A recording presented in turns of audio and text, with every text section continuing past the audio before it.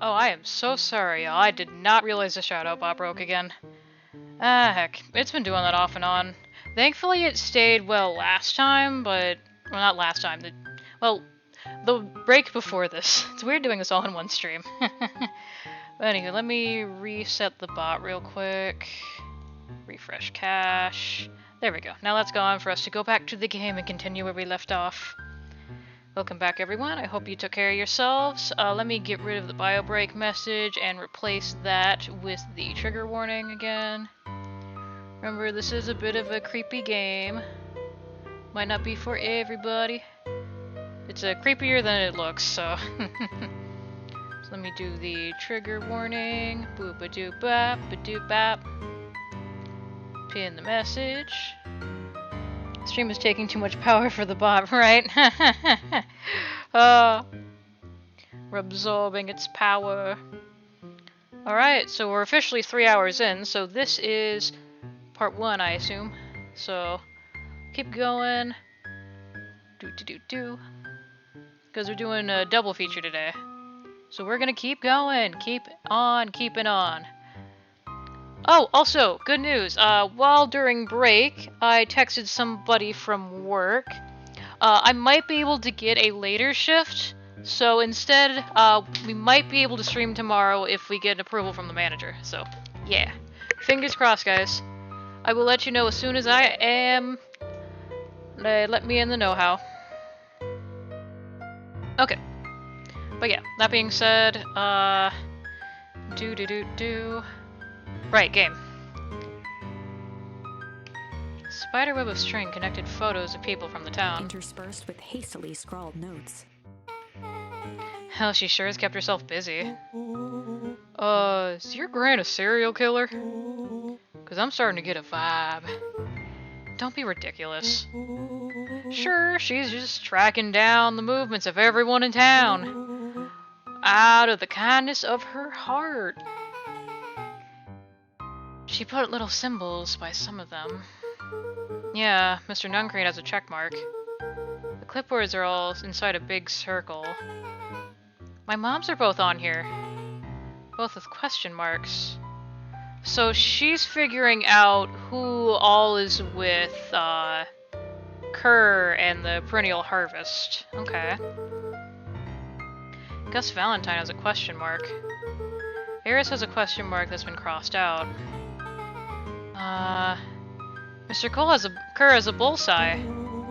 The killer has chosen her next victim! We don't know what any of this means. Whatever it means, it's probably not good. Check this again? Oh, the desk this time. A worn-down old map of Beacon Pines. Oh, there's a map. Cool, this looks like a treasure map. Not every old map is a treasure map, Rollo. Yeah, but every treasure map is an old map. Can't fault that logic. Look, there's even a pathway drawn on it. Starts at the entrance of the town. And if we follow it... Rollo carefully traced the path with his finger. It leads right to... He jabbed down at the end point. Town Square? That's the fountains in the middle of town. What a weird place to hide treasure. We know what that is. That's the hole. That's the source. It's all coming together. Rollo, that doesn't look like treasure to me. The end of the path on that map has the same symbol as those explosives over there. It's part of the source. So, it's not hiding treasure? A real bummer. Rollo, what's the thing you've been excited for this past month? The festival? Good. Did you just say gulp? Oh, I acted it out. Gulp. Did you just say gulp? Well, this feels like a gulp kind of situation. Everyone will be gathered near the center of town. She's gonna blow up the festival? Not if we stop her. If that's what this even is. What was that? Luca looked up from the map. What was that? No, I heard it too. That was the front door. Which means that someone just shut the door. Which means someone is upstairs! Shh, quiet! Hit the lights. That Beck flicked off the light, and they became statues in the dark. Overhead, creaking floorboards bent under slow, deliberate steps. The kids looked up, the tilt of their necks following each footfall.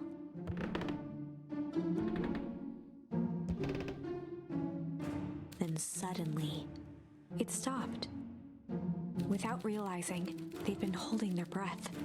All three exhaled shakily and glanced at each other. A muffled male voice broke the silence.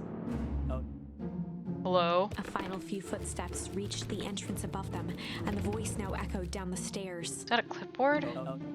Anyone down there? The three kids shuffled to the corners without a peep. Looks like a silhouette of a clipboard. As he began to descend the stairs, the man's voice punctuated every new step. Thump, Yoo-hoo!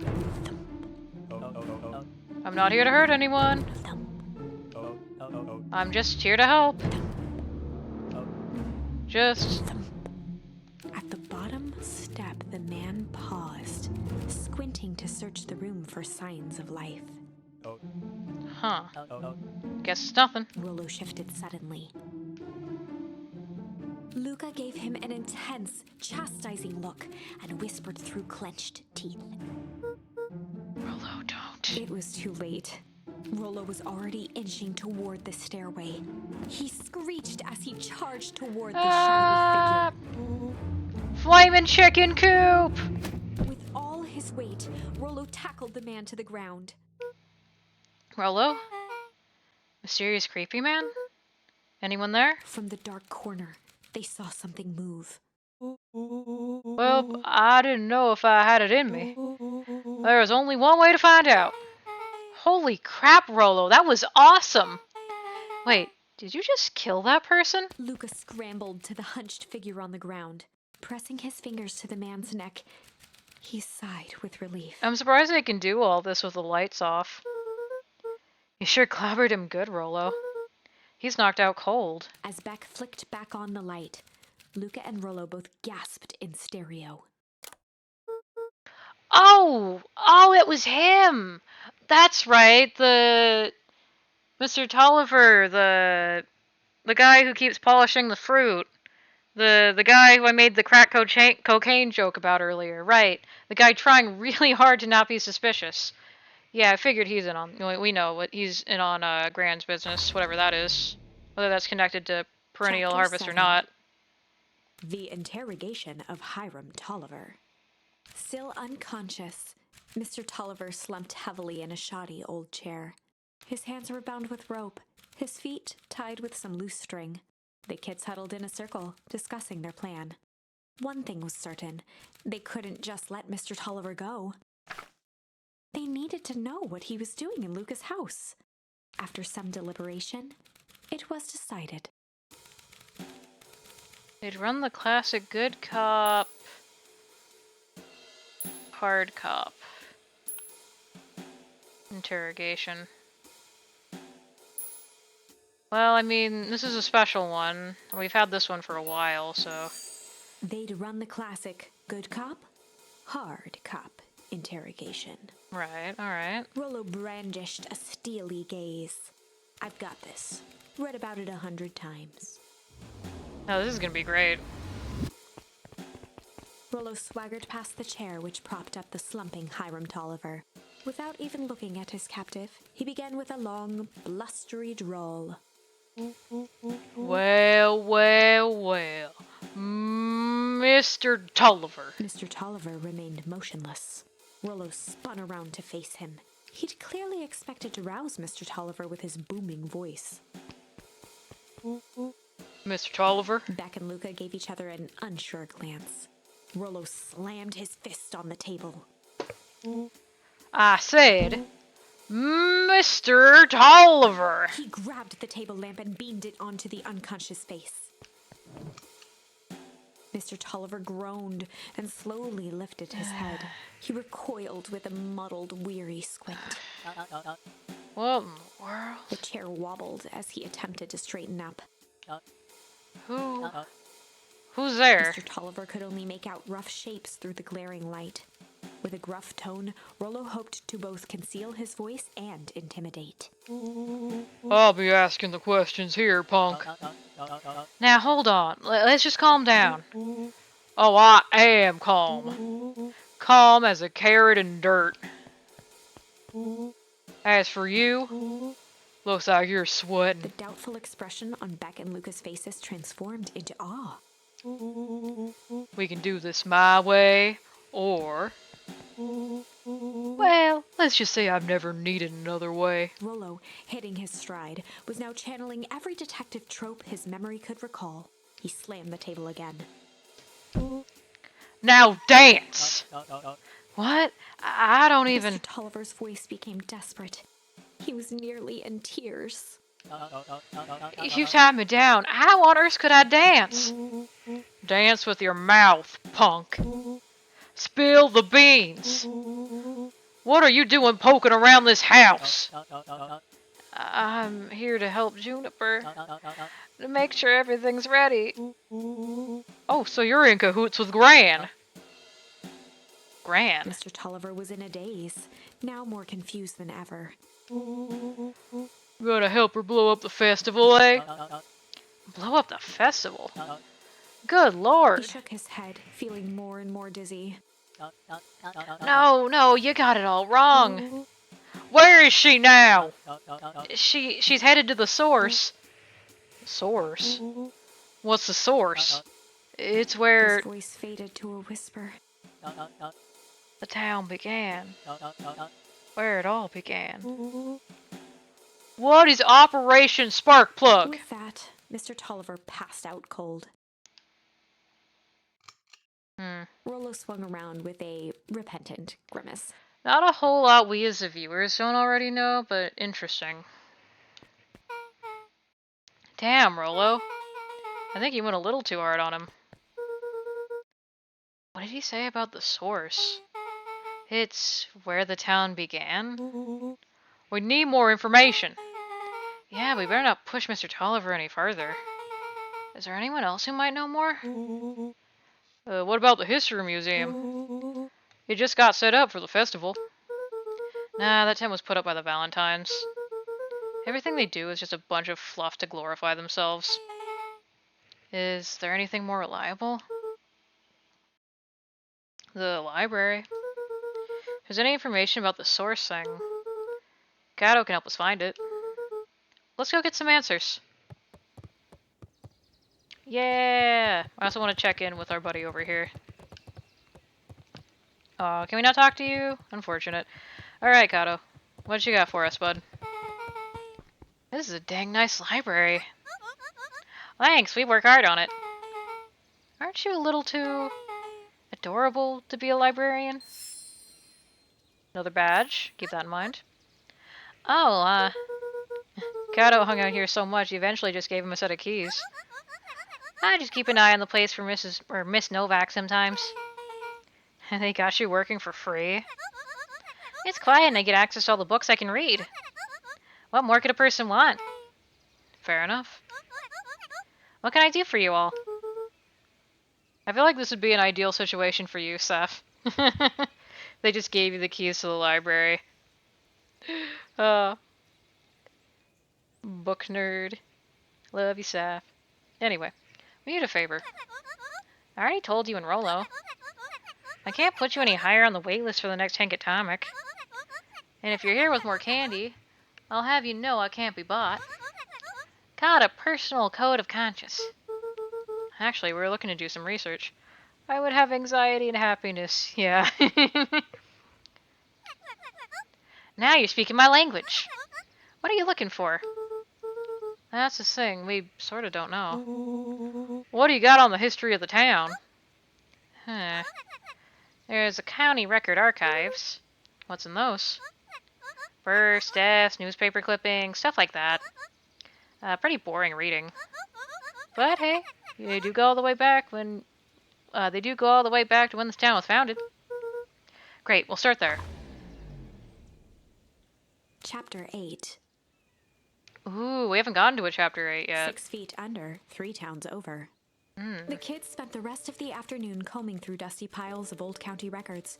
desperately searching for anything that could help them make sense of Mr. Tolliver's cryptic utterance. Luca tried to shake the thought of Gran's basement, but his focus wavered. Explosives, messages hidden in jam, dossiers on various town figures, and a corkboard threaded with photos. Interesting. Gran was the only family he had left. He still couldn't bring himself to believe the worst. But the old map with the symbol of explosives in town square made that difficult. Yeah, just a little bit difficult. As the sun began to set, the kids were no closer to the truth. If I have to read any more records, my eyeballs are gonna pop. We have to keep digging. If I dig another word, I'm gonna end up with one of these asinine death records. Rollo Carter lived a full, wonderful life. Till he read so much boring crud that his brain roos out his ears. Rollo shut his book with an assertive nod. If you got a better idea, spit it out. You sound like my sister. Keep pushing your luck, pal. And it won't be boring county records that kill you. I'll put you in the obituaries myself. Rollo muttered under his breath. You're a county record. Really? That's the best you got? When I'm done with you, you'll be the footnote in history. Just like... Beck slammed her finger down on the open page before glancing down to read. J. Hartford here. I'd love to see you try. Hey. We're all a little tired here. Let's just take a minute and... Something tickled the back of Luca's mind. Wait, what was that name back? In the obit? J. Hartford. From the Brooklyn Tribune 8 years ago. That can't be right. What is it? J. Hartford. That's my grand's name. Juniper Hartford. Maybe there were two J. Hartfords? Mrs. Hartford survived by her young daughter, E. Hartford. My mom's name is Eleanor. Okay, this is getting creepy. If your grain is 6 feet under, 3 towns over, then who am I living with? She's a plant! I knew it! The question hung in the air.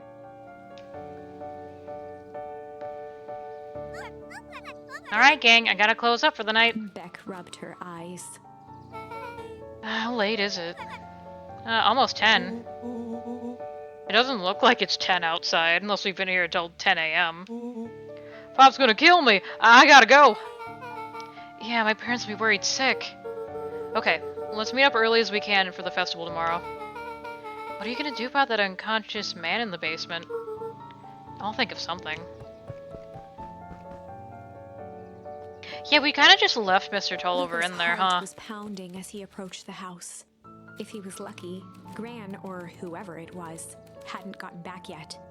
And of course, there was Mr. Tolliver tied up and unconscious in the basement. Yeah, that's a bit of a situation, huh? Dealing with him would be the first order of business. Luca shook out his arms to calm his nerves before entering. Oh, this is lovely, isn't it? He held perfectly still, tempering his breath, and to listen closely. She was asleep. Okay. His only hope was that she hadn't found Mr. Tolliver before dozing off. Alright. Let's go check on Mr. Tolliver. Hopefully Tolliver and company hasn't had any issues. Oh, this way, right. Oh, he's out. Oh no. Mr. Tolliver was nowhere to be seen. Maybe he woke up, escaped from his bindings, and left without a trace. Or maybe Gran knew everything. Oh. What do I do?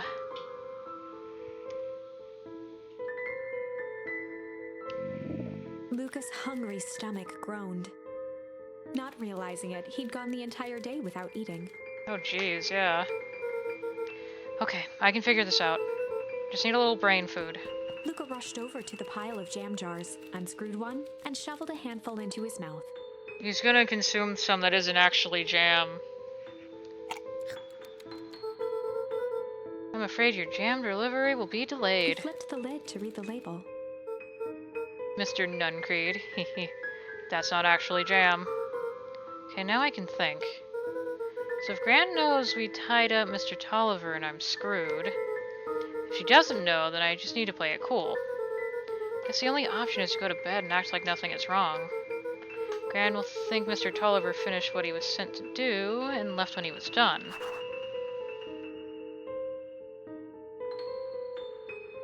Alright. I still have a bad feeling about the jam. Why can't we go this way? Isn't this the way back? No, it's the other way. Oh, right, this is just a little extra room. Right, right. Gran is gone. Gran is gone. Gran. Okay, stick to the plan. Go to bed and play it cool. As Luca climbed the final stair, the emotion of the day dragged heavily on him. You can get into quite the jam. With each consecutive step, his legs weakened. His stride began to falter. I knew it. He was drugged. That wasn't He tried to jam. go for the railing to steady himself. Something was wrong. Come on, legs. Just a few more steps. Luca groaned and tried to move. His limbs might as well have been bolted to the ground. Through numb lips, he mumbled just before falling asleep. The jam. That's one way to complete that quest. Sweet boy. What did you get yourself into?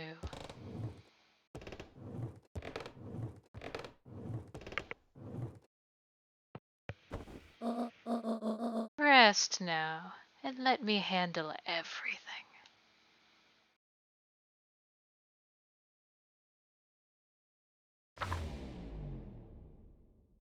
Chapter 9. A speech to end all speeches. Luca awoke to find himself face down in bed. He moaned into his pillow. Why would Gran drug him? Or rather, why was she trying to drug Mr. Nuncreed? Well, we know Mr. Nuncreed was being kind of creepy with Gran, so, At least that's what I assumed from the interactions earlier. Shaking the questions from his woozy head, Luca snapped back to the matter at hand. The festival! I'm just gonna explain to my friends that I was drugged by the jam, not jam. Or the drug jam, I guess. Because it could still be jam. Alright. Gran. Okay, bye Gran. If that really is you. If you weren't raised from the dead by the perennial harvest. As a zombie. Where have you been? Gran put something in the jam. Yeah, we know. Secret messages for secret conspirators. Not this one. The one intended for Mr. Nuncreed. Put me to sleep. Whoa! Sly devil. Sly. Alright, new badge. I think she's trying to remove him from the equation. Watch, Gran is actually trying to stop the bad guys, but has to play a part. That is another thing I was thinking about. Like, she could be like somebody on the inside trying to figure out who's with Mr. Kerr and who isn't. That's another thing I've been thinking, but... Like, why would she pretend to be our grandmother? Is this an elaborate thing of... No, if... That couldn't be the mom affected by the green ooze, could it? Like it made her old or something? But then why would she be acting suspicious? I mean, if that was actually the mom, it would explain the sweet notes and stuff. I don't know. With all that's happening, it could be that, yeah. Guess we gotta keep figuring it out. He might be in danger. Have you found anything? We looked around, but we haven't seen anything odd. Your Gran is nowhere to be found. But Mr. Nuncreed is just loafing around waiting for the speech. Wait, we didn't see Mr. Nuncreed in the other timeline. So he was put to sleep for that. So Gran is missing. Gran was taken. They probably found out that she was doing the inside job stuff. So we're not going to see her in this timeline. She's probably dead. Okay. What speech? Mayor Gus just got up on the podium. Everyone's gathering at the stage. Let's get moving. Oh, is this the ending where we get frozen over? Valentine nervously wiped his brow. Ahem. Is this thing... hello? Hello, Beacon Pines. I'm Augustus Valentine, your mayor, and I suppose you already know that. Oh yes, before we get started, I just want to take a moment to recognize someone who couldn't be here today. This town wouldn't be where it is today without my father, Sharper Valentine. Sad, sad man. Hey, budding botanist, what's up? Good to see you. Yeah, he does look very sad. So I thought we could begin with a round of applause, befitting such a great man. How you doing? How you doing, Bran? Good to see you. Good to see you. Let me do a quick shout out for you. Hopefully my shout out bot isn't still broken. Budding botanist. Do. Go check out Bran. He's very cool. Gotta love the green Cyclops. Yeah. Even that's more than the old codger deserved. Gus cleared his throat and awkwardly loosened his tie. Right, where was I? William Kerr bounded on the stage with the energy of a preacher at a big tent revival. Gus Valentine, everyone. He gave Gus a hearty slap on the back and motioned him off the stage. Let's hear it for our mayor. Just got home from work and vibing. Hell yeah. Hopefully me hanging out here can help you vibe. Appreciate having you. What a great turnout. Aw, heck, I didn't prepare anything. But I suppose I could say a few words. I would be ashamed to waste such a beautiful podium. Mr. Kerr pulled a thick stack of note cards out from his vest. The smile freaks me out, man. Yeah, that's kind of the idea. He's kind of scarier when he doesn't smile. We'll see that in the other timeline when we go back there. Community, conviction, commitment. These are the things we celebrate here at Perennial Harvest. For us, these are the pillars of the bridge to a better tomorrow. But I think it's time to add a new pillar. Change. Change is a powerful thing. It's inexorable, unavoidable, and undeniable. And I am daggum thankful for it. Change is the reason we're all together today. It's hard for me to believe that it was only 4 years ago when fate brought me here. A simple business trip which brought me to a small town which had changed my life forever. Mr. Kerr took a moment to survey the crowd. You know what? He wiped away a single tear. From the second I set foot in Beacon Pines, something about this place held me captive. You see, change represents opportunity. It represents potential. It was change that helped me recognize the potential of this place. To see that the people of this town, despite suffering great loss, still held on to the things that made them special. He thumped the podium to emphasize each word. Community, conviction, commitment. Change. Mr. Kerr nodded confidently, biting his lip. The crowd was silent, in rapt attention. Fate made a perfect match that day. Nothing is more important to you all than community. And Perennial Harvest is a community first and foremost. Mr. Kerr methodically made eye contact with each section of the crowd. The only way you made it through the foul harvest was an unshakable conviction. A conviction that a better tomorrow was just over the horizon. Perennial Harvest was founded on the conviction that we are the horizon. This festival is a symbol of our commitment to each other. His voice began to build to a crescendo. We now walk hand in hand into a future we will shape together. And that is what change is all about. Grabbing the future by the scruff of the neck and making things happen. Change is a choice. I'm tickled pink that we'll all be making that choice together. How great is that? Just imagine what we can accomplish.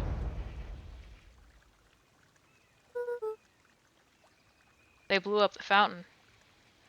What was that? The crowd began to look around nervously. Don't worry.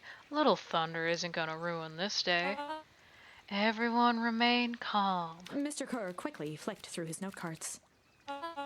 Where was I? Through all my travels, I learned but one thing.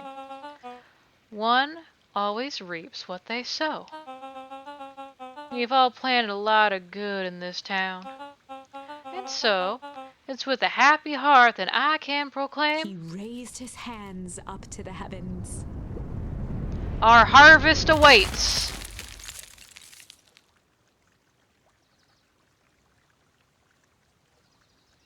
Yep. That's about right, huh? At that moment, a merciless wall of impossibly cold air ripped through the crowd, instantly freezing everyone and everything it touched. For a man like William Kerr, this was a fitting way for things to end.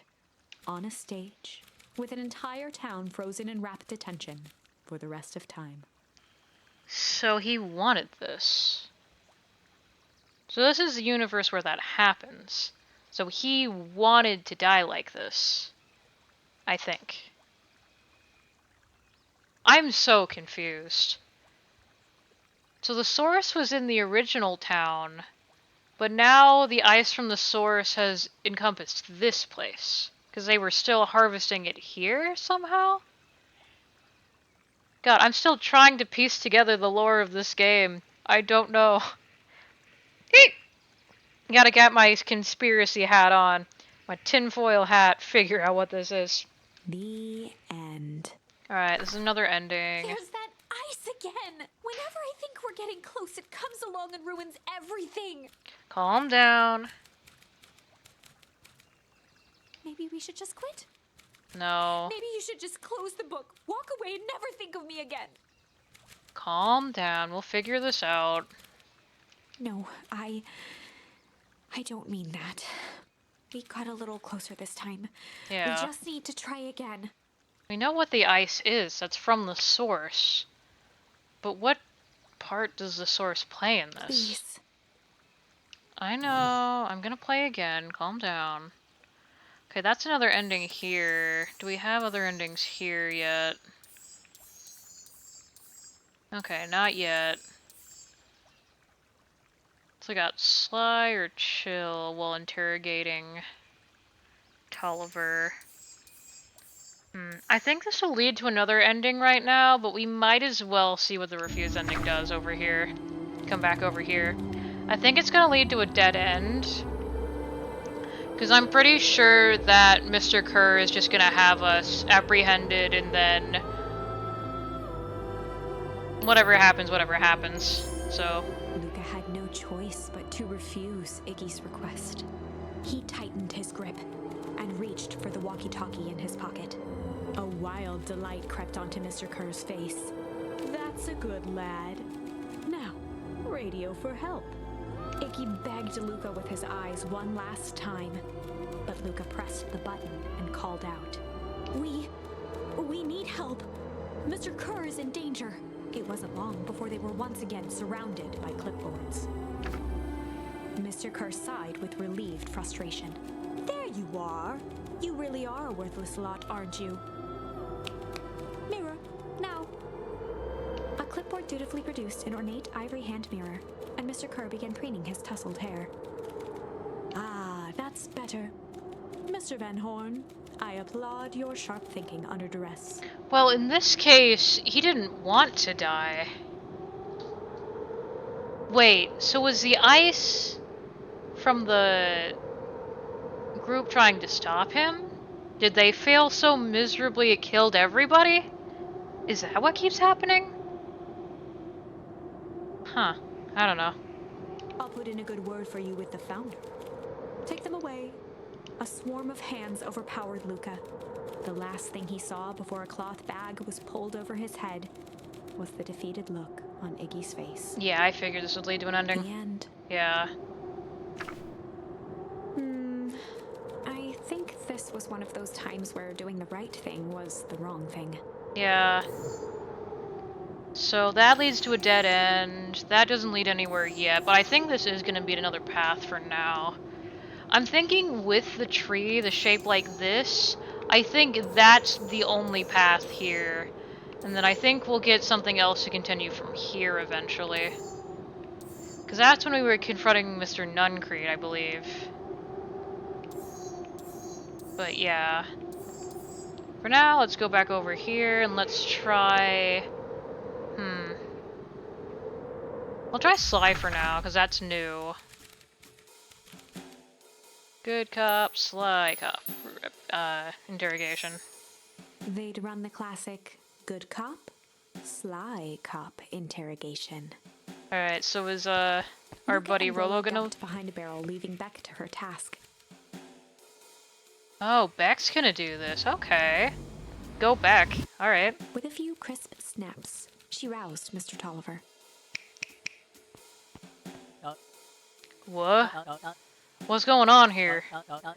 You're that mood whale girl. Please, call me Beck. Sorry about all this. Mr. Tolliver looked down and shifted a bit, testing his restraints.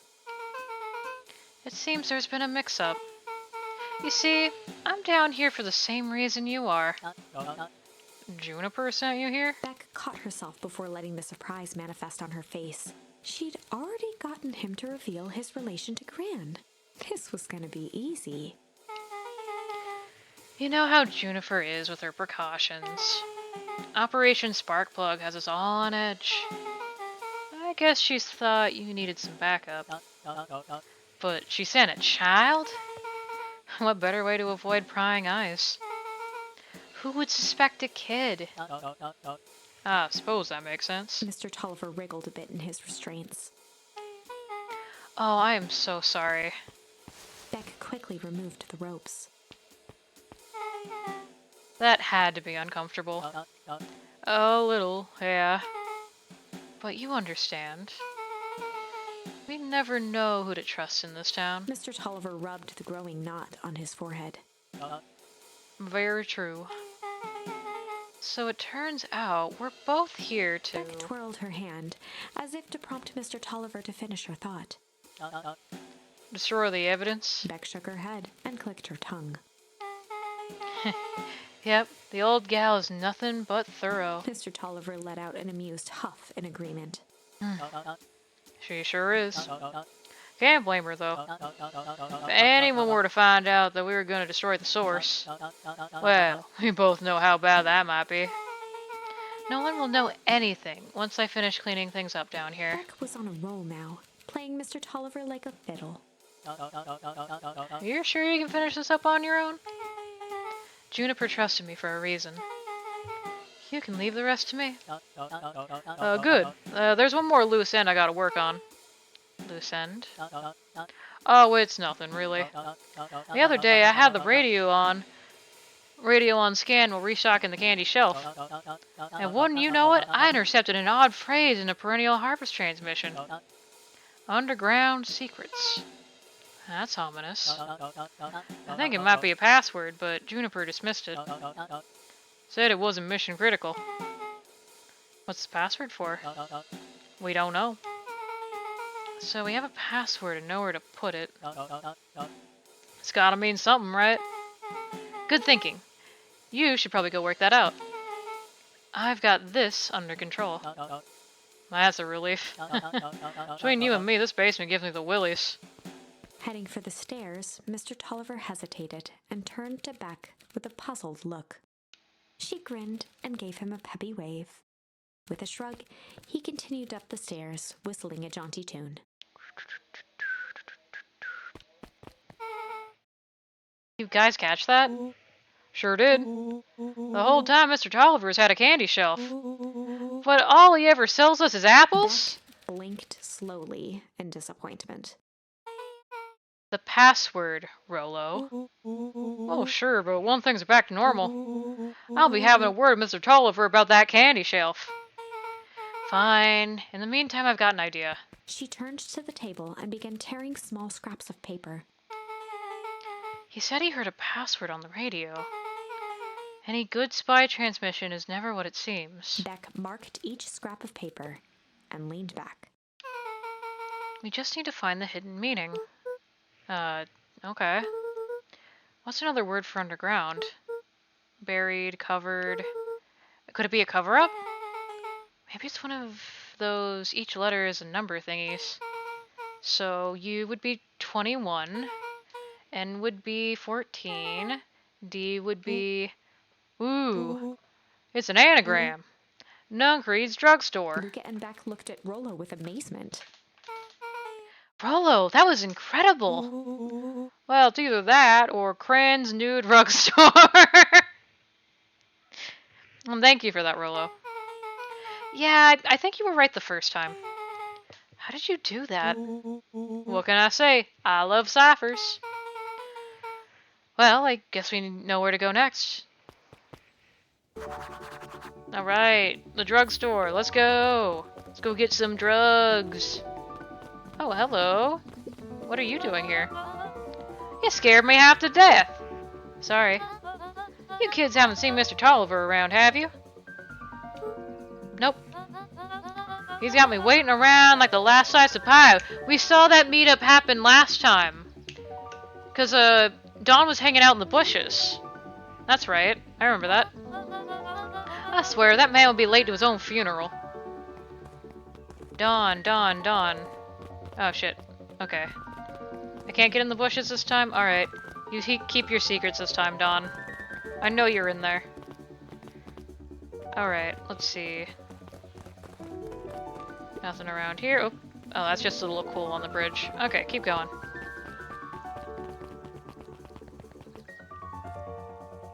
Ooh. Valentine's. You're late, Augustus. Sorry, sister. It's caught up with work. Work? You? I had a few more details to lock down for the festival. Oh, what do you have to report?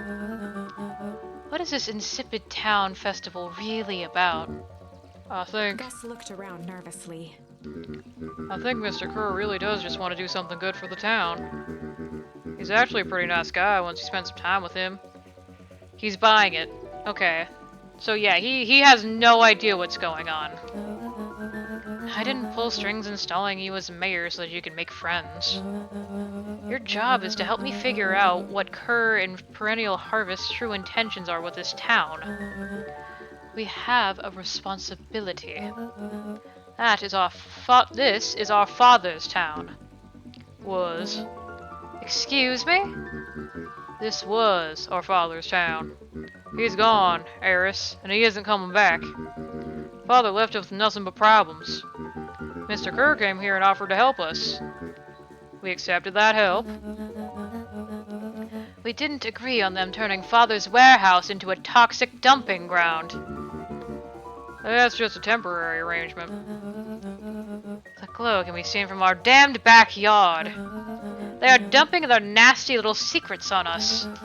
When all this inevitably goes wrong, who do you think will be blamed? Eris's cry hung in the air. We have a new choice to make now, sister. This town is going to change whether we like it or not. Are we going to choose to be a part of that future? Or be forgotten in the past? It is a shame. Father named you Augustus. But you will always just be a Gus. Good night, Eris. I'll see you at breakfast tomorrow.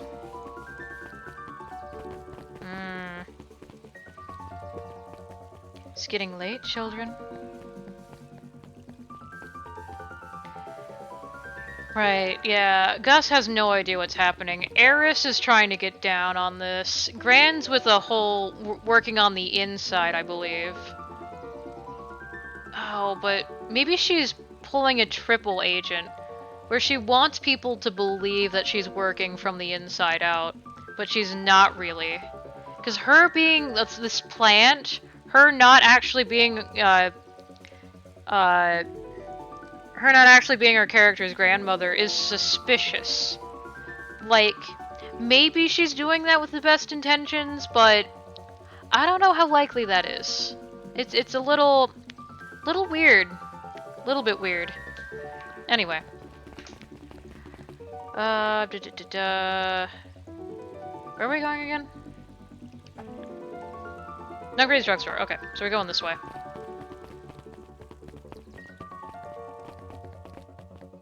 Oh, there's someone out here already.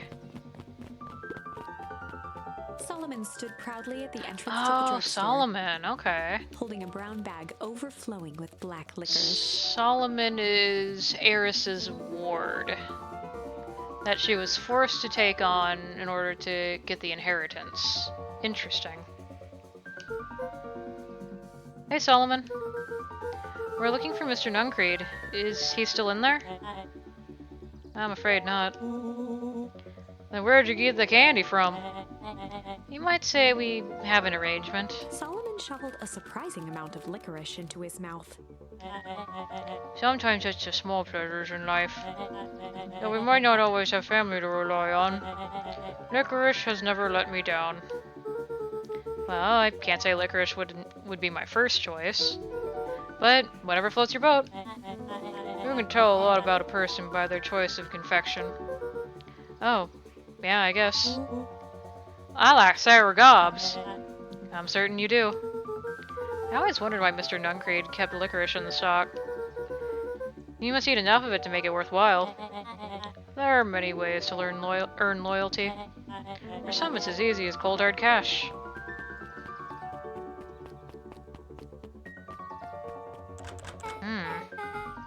Well, he's right, it's locked. There's gotta be more clues. Okay, let's see. Well, I can look at the door again. Yeah, that did nothing. Window, no. Window, no. Over here, no. Ah, now we can mess with the telephone box. Have you ever actually seen anyone use this thing? Oh, are we gonna go down there? Besides Mr. Nuncreed? No. Beck cupped her hands on the glass to peek inside. Oh, is he in there? That's not a normal phone booth.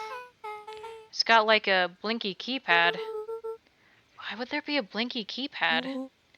Cran's Nude Rug Store? I mean, Underground Secrets? The password? Beck flung open the door and they all squeezed in.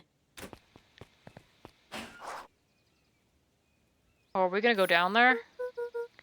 Alright, let's see here. Luca cracked his knuckles and entered the letters into the keypad. Underground Secrets. Sounds like that did something. Great. Now what? I guess we... The inside of the phone booth dropped loose from its shell. Without even the space to panic, they closed their eyes, held their breath, and accepted their fate. Suddenly, the chaotic descent slowed to an effortless landing. It was unclear where they ended up, but at least it was solid ground. Do we get to see what's down here, or is this just gonna be an ending? Oh, we get to see it, we get to see it! Because last time this killed us. It smelled vaguely Presumably, of chlorine. anyway. Vaguely of chlorine. I knew it! You knew that there was a secret hub full of strange tubes under the phone booth? Of course I did. Didn't I say that? No. I definitely thought it. Eep! Luca, do you remember when I said how cool it would be if the trans-dimensional conduits from Hank Atomic issue 12 were real? Rolo, at one point or another, you've said that about every technology ever discussed in Hank Atomic. That's why I'm such a good predictor. It looks like each of these has something written on them. Well, I guess let's get to reading. Mining Operations Alpha. You guys have mines here? Not that I know of. This town is all farms of fertilizer. And a series of tubes. Paul always says, you can trust a miner up to the point where they've hit gold. Not sure how that wisdom applies in this exact situation. That's the thing about Paul. You don't always realize what he means until it's too late. Oh, foreshadowing. Thank you, game. Oh my gee, I love this game. Hey, Darius the Snow, welcome on in! Yeah, I'm going in, no spoilers, so yeah, you know, I have no idea what's going on. I'm trying to piece it together. I've been like just putting like dots together every so often. No worries. Yeah. So I have no idea what's happening. And feel free to laugh at me like struggling to put the pieces together. Anywho, Perennial Harvest main office. Welcome on in. Hope you have a good time. That's where my mom works. What does she do? Science stuff? Is she involved in all this? We just moved here. How could she be involved? True. Alright, next tube. Valentine Fertilizer Warehouse. It all comes back to the warehouse. Right, where they're dumping stuff. Isn't that where you almost got snatched? Yeah. Why would a Perennial Harvest have a tube going to the old Valentine place? This is starting to feel like something big. It started to feel like something big the minute we figured out this stuff. Well, what else can we investigate down here? This dude has a broken mask. That's the one who tried to snatch us. Oh, so that was Gus, not Gus. Gus has nothing to do with this. Gus is in the dark on all of it. Nuncreed, that one. Because this is his phone booth, I believe. Or at least he's here often, so I think it's planting him. That or he's a red herring, I don't know. This suit has a broken mask. So, have we found our mystery warehouse creeper? We've at least found their hazmat suit. If it walks like a Nuncreed and talks like a Nuncreed, let's not jump to conclusions. Just saying. What's this over here? That's a lot of buttons. Stand aside, Earthlings. I've read enough Hank Atomic to know my way around sci-fi tech. Rollo's hands hovered over the field of blinking buttons. Eeny, meeny, miny. Oh, that's probably not good.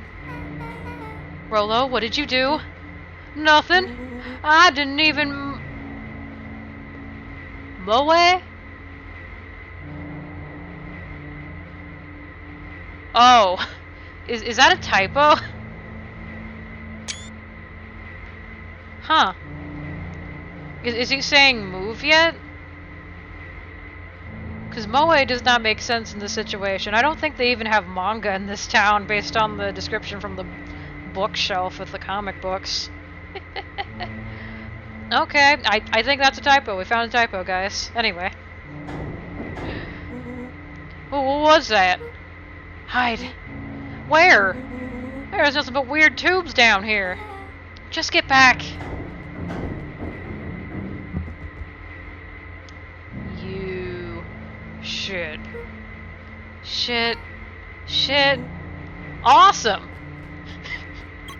I love Rollo. You all need to come with me. Now. We aren't going anywhere with you. Not until we get some answers. Mr. Underground Secrets. I told them it was an absurd password.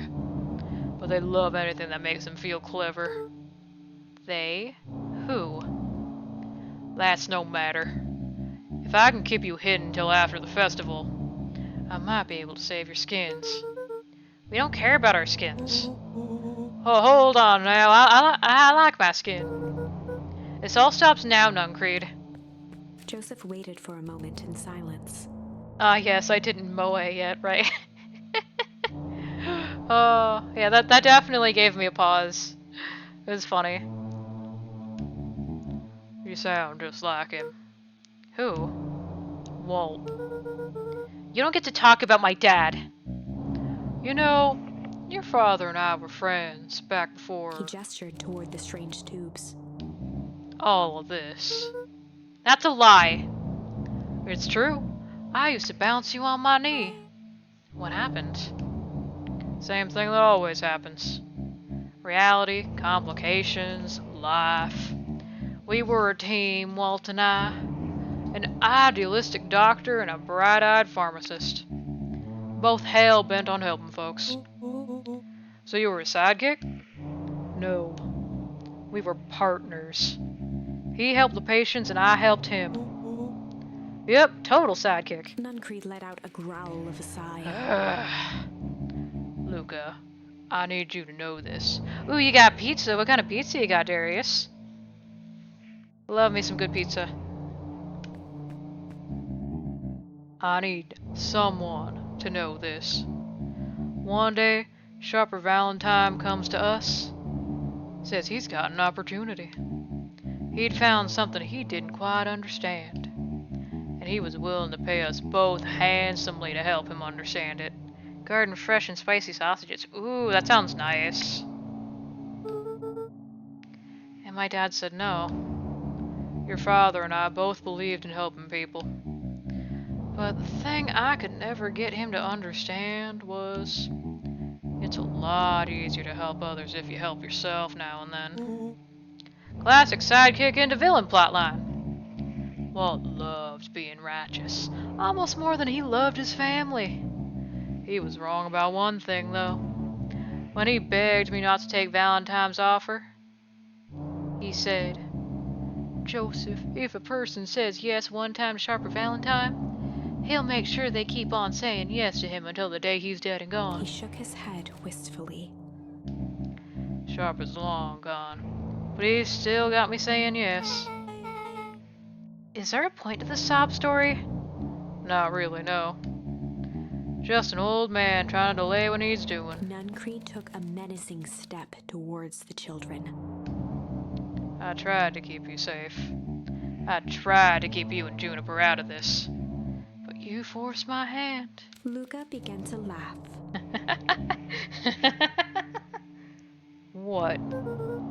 You really don't know. My Gran isn't out of this. She's been scheming right under your nose. Juniper? Seems like she's been planning on crashing the town's party. She's gonna disrupt the festival? Why would she? The color drained from Nuncreed's face. How does she know? Apparently she knows a lot of things. What? Let's just say this isn't the only underground lair we've busted into today. And honestly, hers is way cooler. She's got maps and explosives and bad intentions, big man. Nuncreed grabbed Luca by the shoulders. His eyes were frantic. You need to tell me what she's gonna do right now. She doesn't understand what she's messing with. Tell me now. She's in danger, boy. I don't know. She had a map with a mark on the fountain in the town square. A fountain?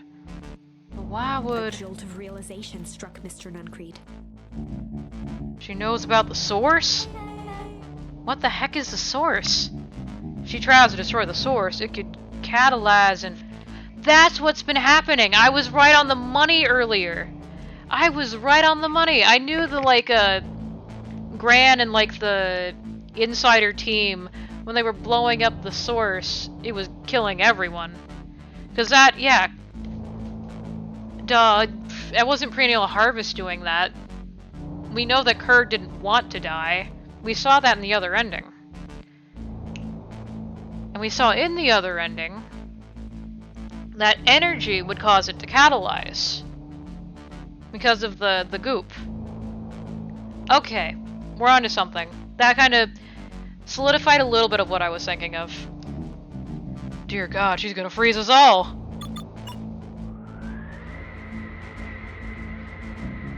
You all need to run.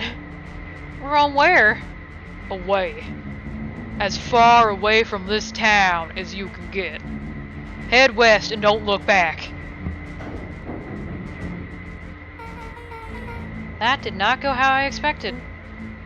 So... we're totally following him, right? Totally. See you on the other side. You good? Yep. I love this town.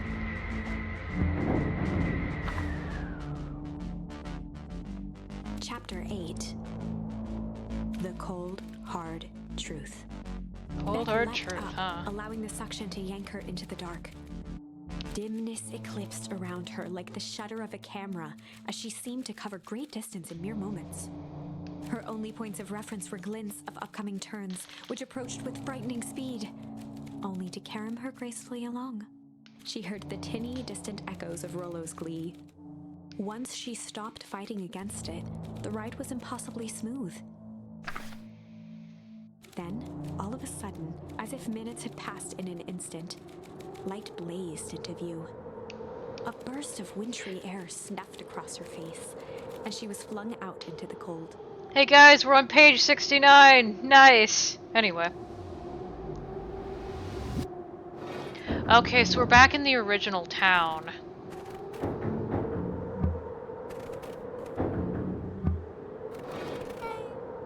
That was... intense. Yeah. I think I might have parted with some fluids in there. Any idea where we are? Somewhere cold. It doesn't look like it got on any of us. Didn't feel like we traveled that far.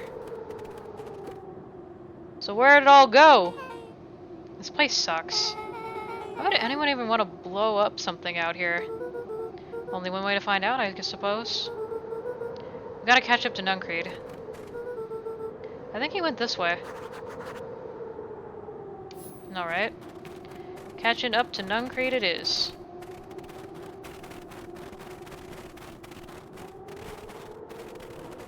Do do do do do do do do do do do. Okay, this is starting to feel really familiar. It may not be the most well-versed in all things Beacon Pines, but this does look like some sort of frozen replica of town. Oh, I got it! It's so obvious now! Mr. Nuncreed is an alien! Rollo, stick with me here. His species can only live in sub-zero temperatures. Oh boy, here we go. The source is their base camp dimension, so naturally they keep it cold. We found it by traveling through those metallic wormholes back there. The final objective, kill us all and shapeshift into a Beacon Pine citizen of their choosing. You really never had me. But you very much lost me there. You get used to it. We should keep moving. Alright. Keep on moving, moving and grooving. As they rounded the corner to the frozen town square, they spotted Mr. Nuncreed inching cautiously toward a pit at its center. He held his arms out gingerly, as if approaching a beast in the wild. Upon closing the distance, Luca recognized what Nuncreed was after. Gran stood confidently at the edge, one arm outstretched over the abyss. So how did the catalyst in the second ending... how did we have that not destroy the entire town? Weird. Anyway. Nearby, a wheelbarrow had been emptied out. She held a lit torch, which flickered in the bitter wind. Juniper, I don't know what you're doing, but I assure you this is not going to solve anything. If you drop that, you've doomed this whole town. Oh, it wasn't me who doomed this town. I've been watching you, Joseph. I know what you've done. You and your co-conspirators. Gran? What's happening? Luca, you and your friends need to leave. Right this moment. Mr. Nuncreed turned back toward the kids, desperation in his eyes. Listen to your grandma, Luca. This is between me and Juniper. Rollo and Beck held steadfast in awe. Luca approached closer. Mr. Nuncreed spun back toward Gran, his voice growing louder. You got it all wrong, Juniper. Just hand over that torch. You don't understand what you're doing. How could I possibly trust you to do the right thing? Walt told me everything. He trusted you and you betrayed that trust. Luca, did you know that this man's entire life is a lie? If it weren't for him, your father might still be alive. Mr. Nuncreed winced with anguish. His voice hardened. That's not true. They both now yelled, not to each other, but at fate itself, making their peace with long-held burdens. The wind howled with encouragement. Walt was like a brother to me. We just had different ideas about how to affect change. Very convenient that your wages happened to line your pockets. Now that's not fair. They menaced at each other, both catching their breath. The moment balanced on a knife's edge. Is this another ending? Of emotions and memories. Luca's mind flooded with questions. The wind calmed, as if to give him the stage. Ooh, another choice. He began to weep or to hum. Huh. I forgot where we got these badges. Hum, that was from this one, so that's definitely gonna lead to a dead end. Weep was from something else. Okay, we'll do weep. And in the stillness, he began to weep. It was all just too much.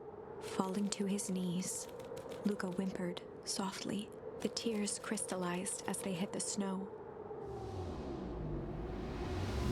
Gran stared at Luca for a moment with warm sympathy, remembering why this was all necessary. This'll all make sense soon, Luca. And everything can go back to normal. I promise. She stiffened up and brandished the torch at Mr. Nuncreed. You can't hide behind those people any longer, Joseph. Once their precious source is destroyed, we'll see where their loyalties fall. Juniper, don't. Ignoring his final plea, Gran flung the torch into the deep darkness. She smiled and exhaled in relief. Mr. Nuncreed moaned in resignation. The torch echoed as it ricocheted down the hole, punctuated with a thunderous thud.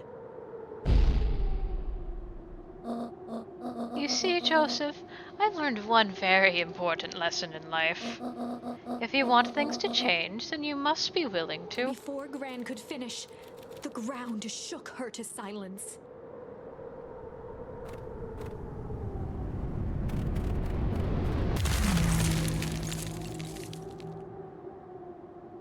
Yeah, okay.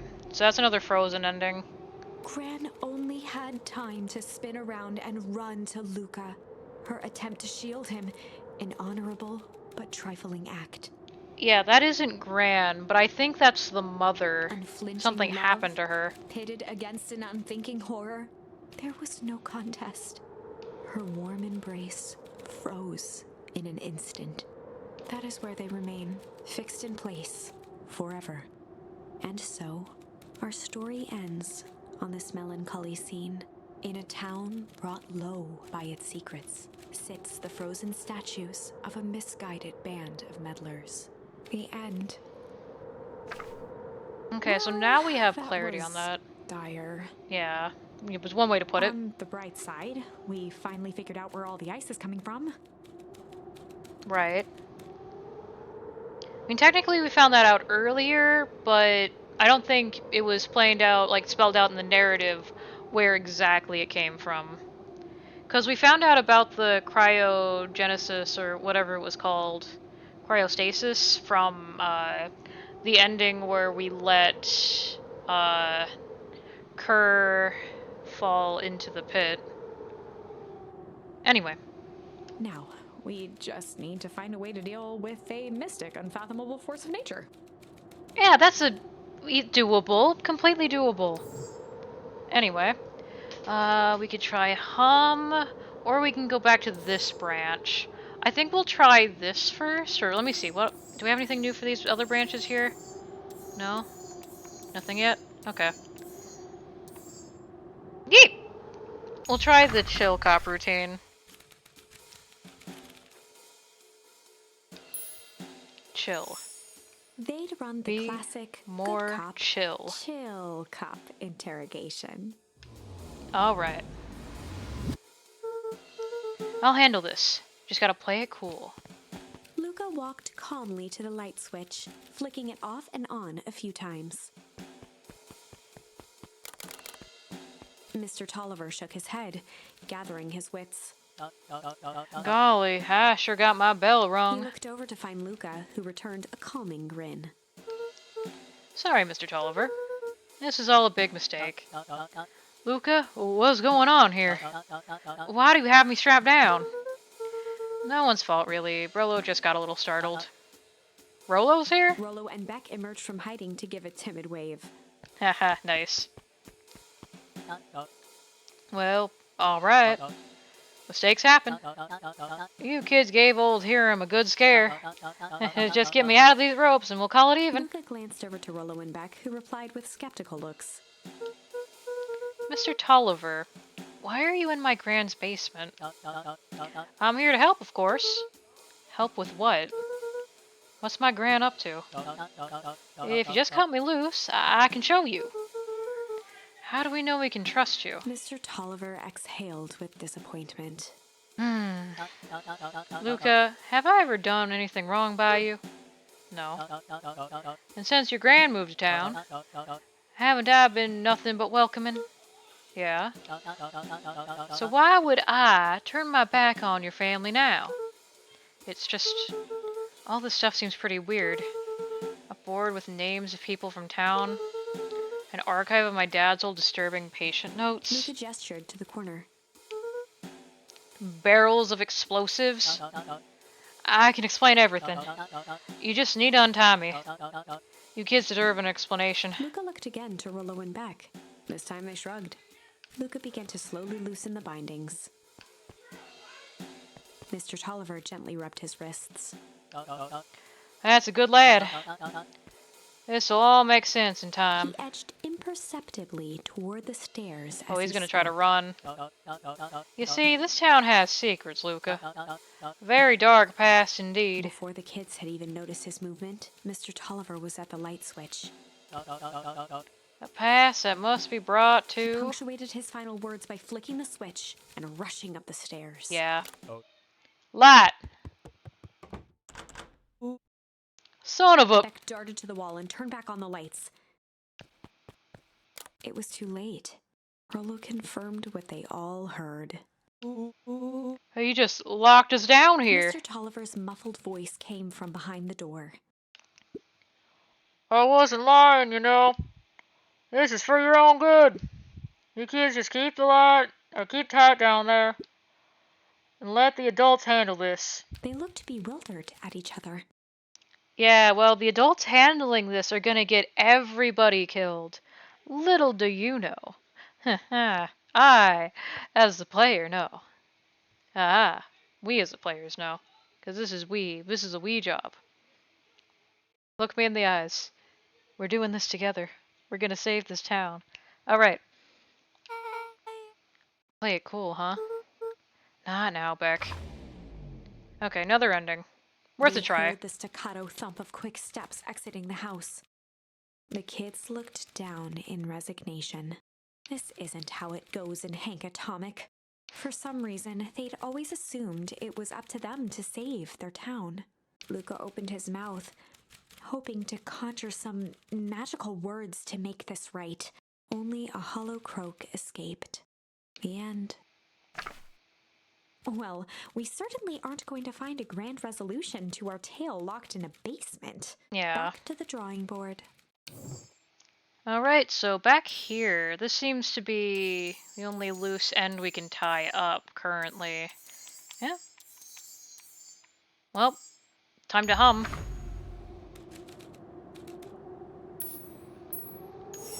And in the stillness, he began to hum. After the death of his father, Luca had trouble sleeping. Each night, his mother would sit at the foot of his bed and hum a gentle melody. It was the only thing that could calm his mind. The only thing that, however briefly, could make it all seem okay. That melody pervaded every memory Luca had of his mother. Yeah, because that's the mom. So what is the... Oh, was the change the doppelganger? We keep seeing in Luca's dreams, the doppelganger. That, like, older version of him. Was that him changed by the goo?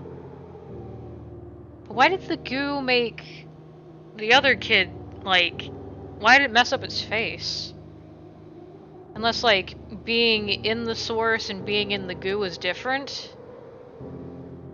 Figure it out. Shivering in the raw snow, he began to hum it out loud.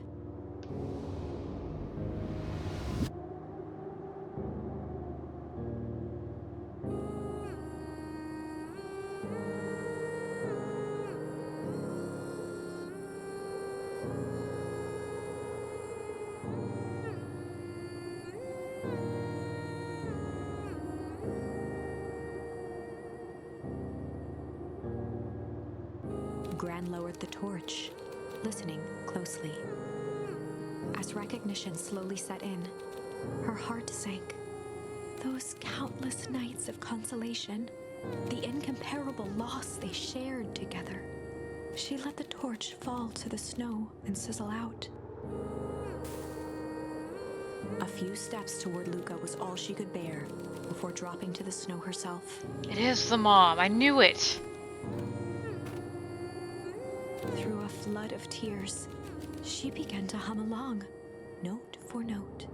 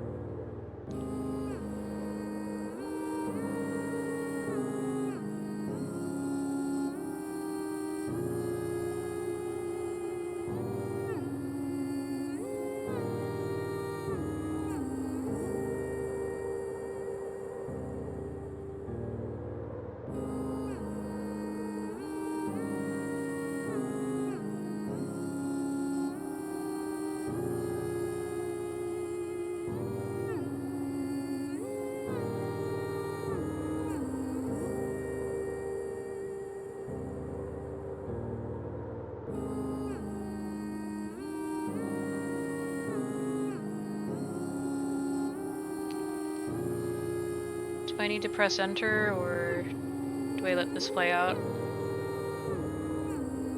I think it's looped a couple times by now. I don't want to accidentally miss something, though.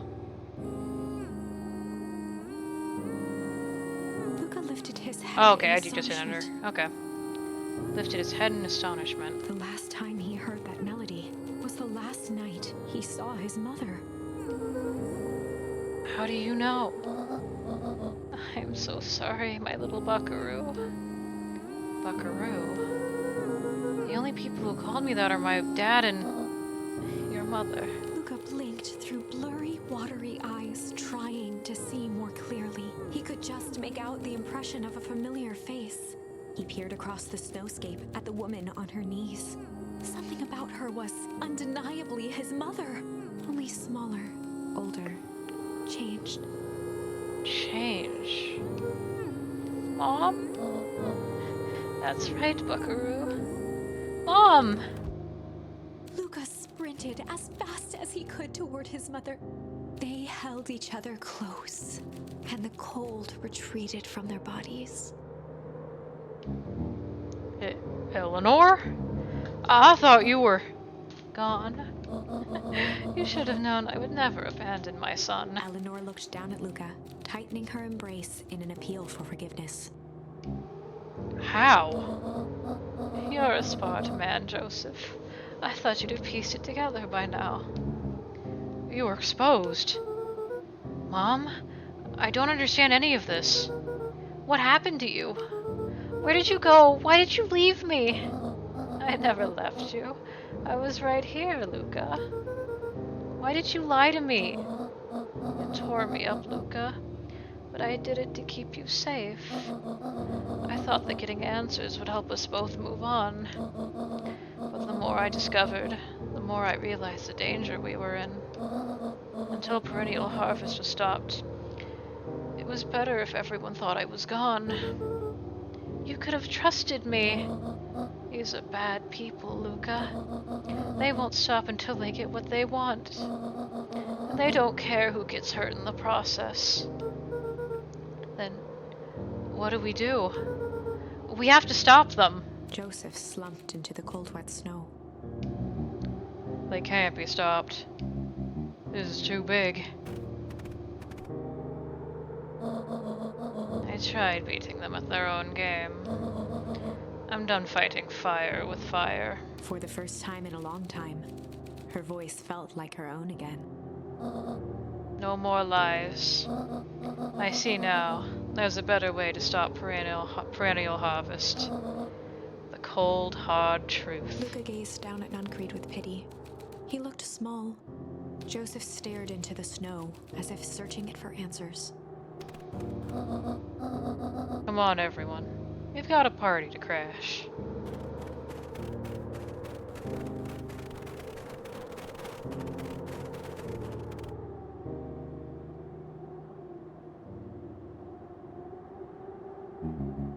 You don't understand. He always wins. That's not true. There's an ending where he doesn't win. Well, we've seen Chapter one. 9. So there has to be more. He can't always win. The Devil You Know. What's more appealing than a devil you know? Or devil you don't know? Whatever Raphael says. My brain hurts. It's been a hot minute since I played BG3. I need to play that again sometime. 7 months ago, Eleanor Van Horn crept down the maze of sterile hallways under perennial harvest. She stopped in front of the large steel door marked Deep Engineering. No turning back now. She raised a trembling hand. The stolen keycard worked as promised, and the door buzzed open with mechanical efficiency. Interesting. She was immediately hit with the smell of disinfectant. It was some sort of laboratory. In one corner was a desk covered in papers. Across the room stood a tall metal pod with hoses protruding from its base. She rushed to the desk and began shifting through the piles of papers. They were experiment reports on something called Tempus Liquamen. There were dozens of them, every one stamped failed. Eleanor heard the sharp echo of footsteps approaching. She was out of time. Her eyes scanned the room, eventually landing on the strange pod. Muttering a curse under her breath, she dashed over and dove inside. Oh, so you had to play as the mom, or... Oh, wait. Oh, no. We're back at this point. The speech. This is where he would have died in the other version. Okay. And that is what change is all about.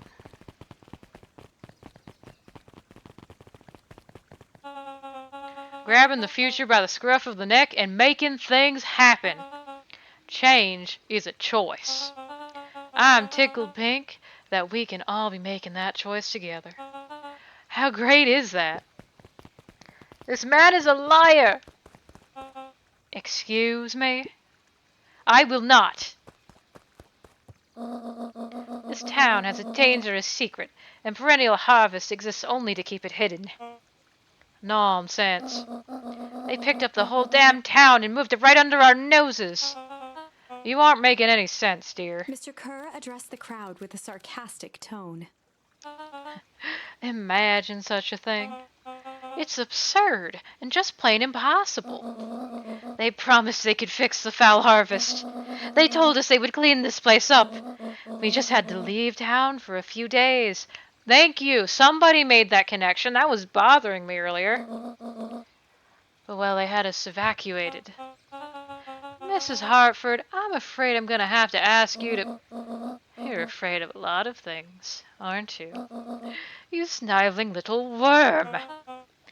This is growing tiresome. A little help, please. Don't you all see? This festival is a sham.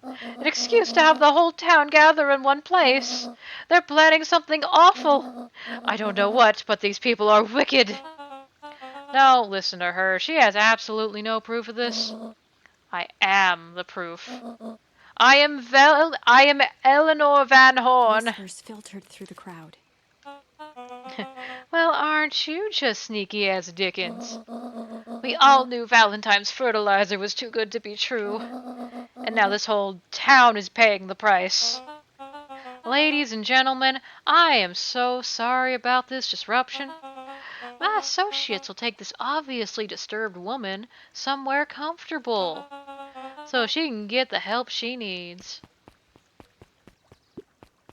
She's not the only one who's disturbed. You two-timing clown! You all know there's something wrong with this town. It was just easier to look the other way. The truth is...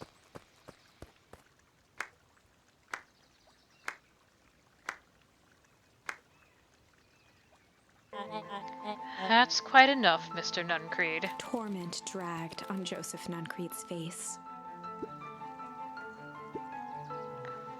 Wait a minute! Wait a minute! He wasn't dead! That's him! Wait. 'Cause time works differently around the source. So it can age people up, but it can also shrink people down. So he didn't die. He's been here the whole time! Oh my god, okay. Take them away. No, I want them to see this. Ah, the ever-tempestuous Eleanor Van Horn. Even quite the thorn in my side. Like a weed that's burrowed where it doesn't belong. I must confess, you look dreadful. He paused for a moment, plucking a piece of fuzz from his sweater and discarding it to the ground. Consider yourself in rare company. You managed to pull one over me. It won't happen again. I knew you had some sort of plan to disrupt our little party. But alas, I expected something a bit more impressive than incoherent rambling. No matter, your failures are yours to bear. Mr. Kerr? Yes, sir? It's a shame that it was cut short, but I thank you for that rousing oratory. I will take it from here. Yes, sir, of course. You have done quality work for me, William. You can look forward to the recompense we agreed on. Kerr gave a bow of deference. Founder, you are most gracious. Gasps rippled through the crowd. Thankfully, we can dispense with the formalities from here on out. Solomon pulled a glass vial from his pocket. In one smooth motion, he downed its contents. A triumphant smile grew across Solomon's lips. You can all call me Sharper Valentine. His body and face began to contort and expand as he disappeared into a belching green mist. And you can reverse what happened. A hushed horror gripped the crowd. Oh, he's made himself immortal. This is a story about change. This was always a story about change. What? No! Ha! So you didn't see that coming. Good. Sharper examined his new hands. Well, this is quite the improvement. Everything looks so much smaller now. Eleanor was right about one thing. This festival was a ruse. I wanted you all to witness my glorious return with your own eyes. Why does everyone look so downtrodden? This is a celebration, people! Maybe it would help if we set the mood. Mr. Kerr, be a dear and reveal the sign. The Sharper Valentine Festival. Ha! Wonderful! Sharper choked out a crude squawk of a laugh. Frustrated grumbles sprinkled through the crowd. Sharper, you malicious bastard! Malice. Ooh, we got a new badge. I'm glad you're back so I can tell it to your face. You destroyed this town. We ain't gonna let you get away with it again. Sorry, this is not the time for audience participation. Some assistance, Mr. Kerr? William Kerr gave a subtle nod to the clipboards. You coward! Does anyone else have something to contribute? A helpless quiet settled over the crowd. I thought so. Did you all truly believe you could be free of me? A town of complete and utter fools. You people should be celebrating my return. You're clearly lost without me. And that leads me nicely to my children. Daddy? I gave you both the greatest gift a parent can ever give. The opportunity to prove yourselves in my absence. Squandered. To say I am disappointed would be an understatement. Silence, Augustus, an adult is speaking. I don't know which is worse, a son who is completely hopeless, or a daughter with such potential who inevitably lets me down. Eris, you fail me with admirable consistency. Thankfully, I was counting on it this time. Father, I have been wasting time, my dear. What have you accomplished? I was focused on cementing our legacy. Legacy? Who needs a legacy when you can just live forever? But what about... It's all right, kiddo. I'm afraid you suffer from complete lack of imagination. There's just no helping it. Now then, where's Joseph? You didn't take the opportunity to slip off, did you? Oh, there he is. Everyone should give him a hand. None of this would have been possible without Joseph. I think you've said enough. Nonsense. The people deserve to know how helpful and loyal you've been. I only did what I did because he left me no choice. You always had a choice, Joseph. You were simply too weak to take it. No matter. Cheer up. You're about to be rich beyond your wildest dreams. He's totally not a smug bastard, right? You should follow Mr. Kerr's example. When I found him, he was in a sorrier state than any of you. An aging actor desperate to recapture his youth. He played his part, and soon he'll be able to play the leading man again. Forever, in fact, if he remains loyal. That goes for all of you. Well, those who haven't already frittered away my goodwill. Beacon Pines is mine again, and I'm willing to share its spoils in exchange for absolute loyalty. Are you saying William Kerr was never in charge of Perennial Harvest? Ha! You think that buffed-up blatherskate could have accomplished all of this? Dawn, I suppose it's time for your big exclusive. Sharper addressed the crowd with indignant pride. He'd planned this moment for so long that now, at the deed's fruition, it almost felt frivolous. You see, I needed a figurehead to hold things down while I orchestrated my return. Someone to misdirect, lie, and bilk this town for a spell. So I invented William Kerr. Take your bow. You've earned it. Mr. Kerr flourished a preposterously elaborate bow. Is he actually the guy from the books earlier? The actor who wrote like a autobiography about how he was the best actor ever or something? Are the books tying into this? Oh my god.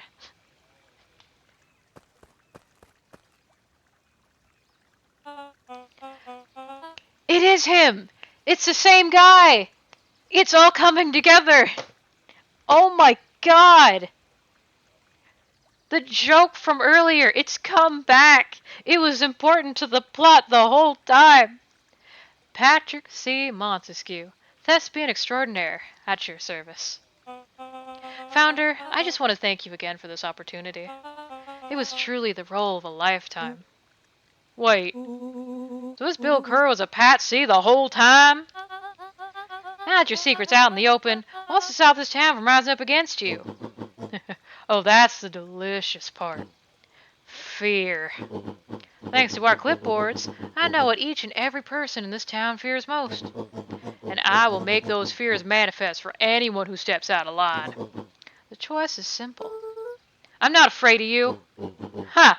The young hero! I've kept a keen eye on you, boy. You and your friends made a habit of disrupting my plans. What a pity. If things would have gone a bit differently, you might have had your moment of triumph. That's fate for you. You can't do this! Oh, but I can. I have won. Never underestimate what a great man can do given time. And now time is my plaything. Perhaps the most expensive thing I've ever bought. But well worth it. Ha! Sharper coughed up one final laugh and cracked his knuckles. Enough chit-chat. Let's get to work, shall we? And so, Sharper set about remaking the town in his own image. The fertilizer factory soon reopened for business. Sales rose steadily as more and more farmers across the countryside began to swear by its miraculous properties. Beacon Pines became famous, a secretive town that, for the right price, shared its gifts with all. Gifts that became more and more necessary in a world where winters grew longer and longer. The end. This is wrong, but things are becoming clearer now. Right. You can feel it, right? We can't let Sharper win. He might just be the key to this whole thing. Let's see. Fire and Ice. That's a cool title. Malice. Malice. That has to play a part in one of these. Malice! Here it is. Okay.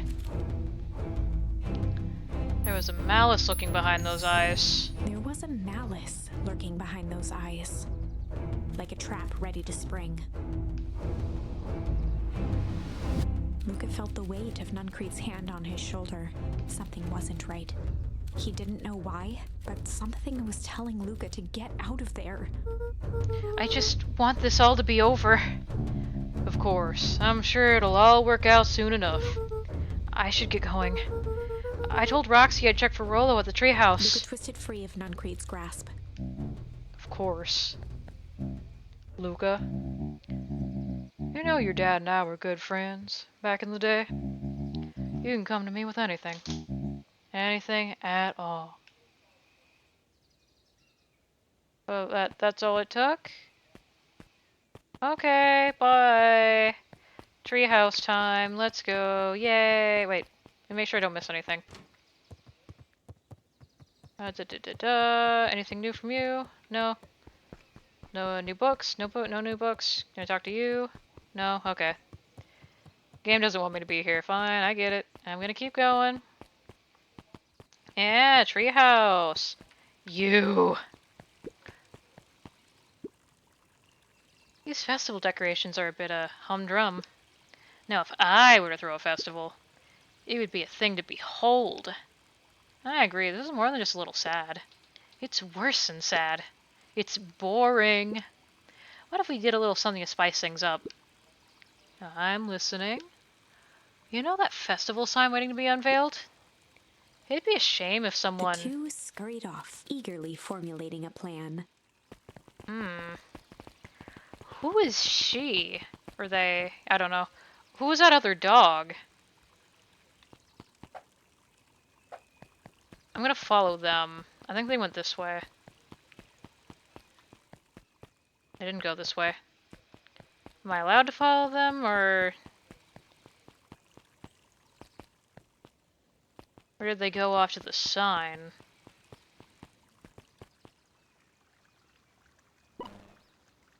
Identify yourself, please. Nellie Modwill. I work here now. I am unable to locate you on our staff roll. Oh, I don't officially start until tomorrow. Mr. Kerr said I could come in early tonight to get a few things done. Hold, please. Clearance authorized. Thank you. Our harvest awaits. You got anything new for me? Whoa. You get a wrench and noggin walking up on a guy like that. Don't scare a man while he's junkin', Sonny. Evening, Jeff. Isn't it kind of late to be junkin'? I might as well ask the same thing of you. Find anything good? Bah, ever since Perennial Harvest moved in, even the junk is trash. Yeah, you can learn a lot about a person by looking at what they throw away. This bunch is all shredded paper and coffee cups. Well, I better get going. I didn't see nothing if you didn't see nothing. See what? Exactly. You're still not moving? Well, you're asleep. You're like really asleep. Okay.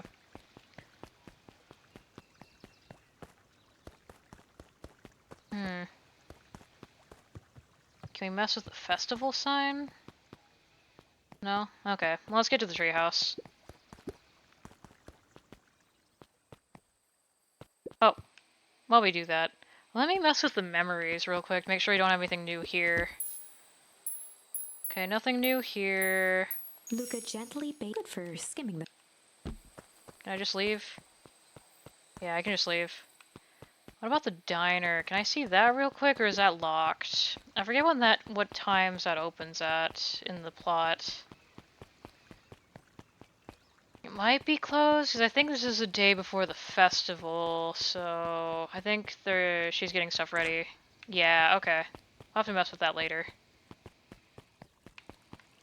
I think we already talked to Dawn at this point in the story. So, treehouse it is. Let's go.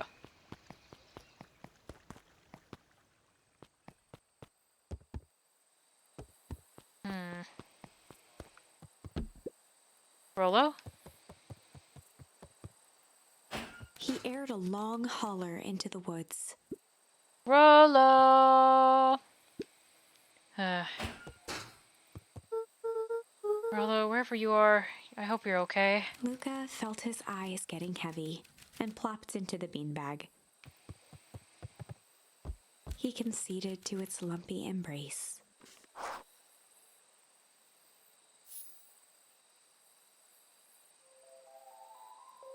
Once again, Luca found himself in a vast black expanse.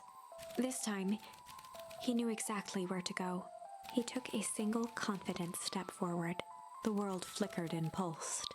He found himself standing in front of the frigid air of a blazing campfire. The source. The source? He plopped down cross-legged and gazed into the cold flame, waiting. Soon enough, the fire began to die out, popping sporadically, until all that was left was a single ember. Luca stood up and dusted himself off. He plucked the glowing ember from the cold ash, examined it, and slid it into his pocket, a keepsake. The voice of his father spoke behind him. "You made me proud, Buckaroo." Luca turned to face him. "Dad, what is this place?" A warm grin grew across his father's face. "A place where everything that has been and everything that could be all wait together." So is this within the source? Because the timey-wimey shit gets weird around the source. Luca found himself staring at his father's And then face. this is a dream, so... Trying as hard as he could to memorize every single detail. Wait? For what? Another voice spoke out as Luca's doppelganger stepped forward. Oh. "That's up to you." Without knowing why, Luca began to weep. Is any of this real? Are you real?" Luca's father bent down to smudge away a tear. "Of course. I'm as real as the part of you that misses me." Luca turned to look at the older version of himself. "And you?" The doppelganger choked back tears. "I'm as real as the part of you that's angry he's gone." Does that make sense? Through his tears, Luca laughed. "I think so." His father pulled him in for an embrace. "Time to go, Buckaroo." I didn't realize Luca this was game would go startled this from his direction. dream by a banging on the floor. Started from the dream by a banging on the door. Are you in there? A commanding voice rumbled from below. Just as Luca sprang to lock the entry hatch, the door knocked open. Oh. Chapter 5. Dangers big and small. Luca stumbled back. He heard the rope ladder creak under significant weight. The game is breaking a lot of expectations. Exactly, Saf. Exactly. You see the vision. Keeping his eyes fixed on the hatch, he inched backward to the balcony. As his hand grasped the door handle, Luca froze. A large figure clumsily wriggled up through the hole. Oh my god, it's older Rolo! Stop right there. Or I'll... Sheesh, I know it's dark and all, but I figured you'd recognize me. Who are The you? large figure cocked its head inquisitively. Stop now or I'll clobber you with a baseball bat! Whoa, whoa, whoa, take it easy! Luca, you need to get your eyes checked. It's me, Rolo! Nice try, but I know you aren't Rolo. You're like one of his random uncles or something. Where is he? Uncle? Luca, quit messing around. It's me! If it really is you, prove it. Flamin' chicken coop, Luca. Luca's jaw dropped. He peered more closely at the man standing in front of him. Something about him was undeniably Rolo, only bigger, older, Huh. changed. Changed. Right, 'cause he was near the source. How? What happened to you?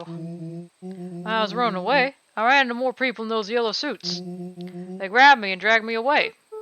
What? Where did they take you? Dunno. They threw a bag over my head. He was cold, smelled like a swimming pool, chlorine. So we were under in the tunnel area. Okay. I think it was an underground lab or something. They made my hands all big. Look! Rolo proudly presented his hands to Luca. They did more than make your hands big, buddy. Pretty sweet, right? I mean, it wouldn't be my first pick for a superpower.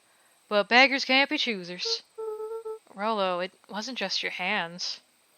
My feet, too? Dang, Pa just made me new shoes. Well, wait, Luca, why are you so small? Luca moved to the side and pointed Rolo to his reflection in the balcony window.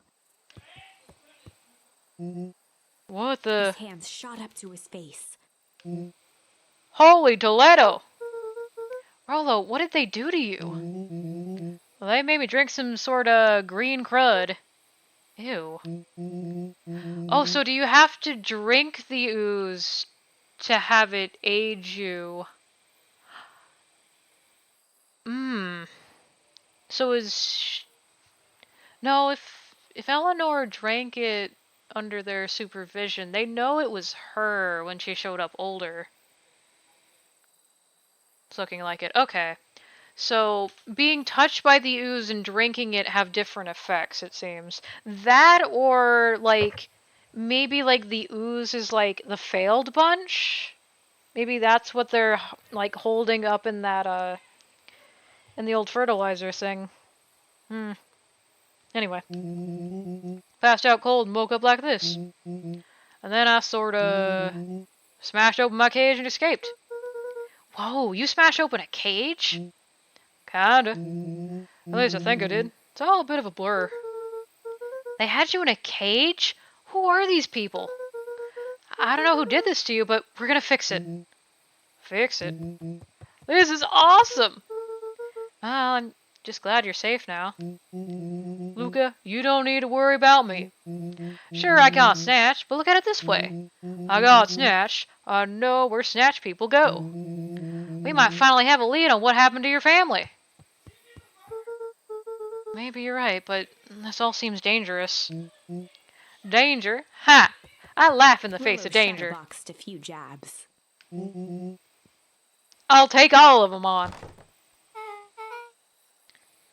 Oh, that's right. This is a universe where, Beck's hair got a little messed up by the ooze. So that's why, her hair's blue and she's covering her hair. Okay, got it. Hey, fellas, what's up? With a yelp, Rolo dove behind Luca. Hi, take cover. Did I come at a bad time? Who in the heck are you? This is Beck.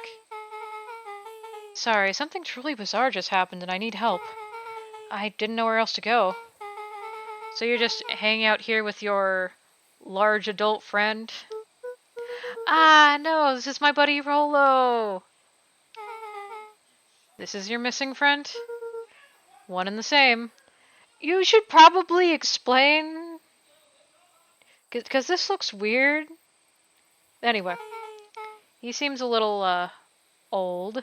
I'll have you know this is a recent development. What the heck does that mean? Oh, I'm sorry. You're the one who just showed up out of nowhere. So we'll be asking the questions here. That's fair. How'd you find us? Your silly little treehouse? I think you mean our silly little mission control. I hate to break it to you, but your secret path isn't so secret. And I could hear your racket from a mile away. See, Luca? This is why we need to improve security around here. Ah, now, Rolo. Puberty hit him hard, right? He drank the puberty juice. Beck, you said something bizarre happened.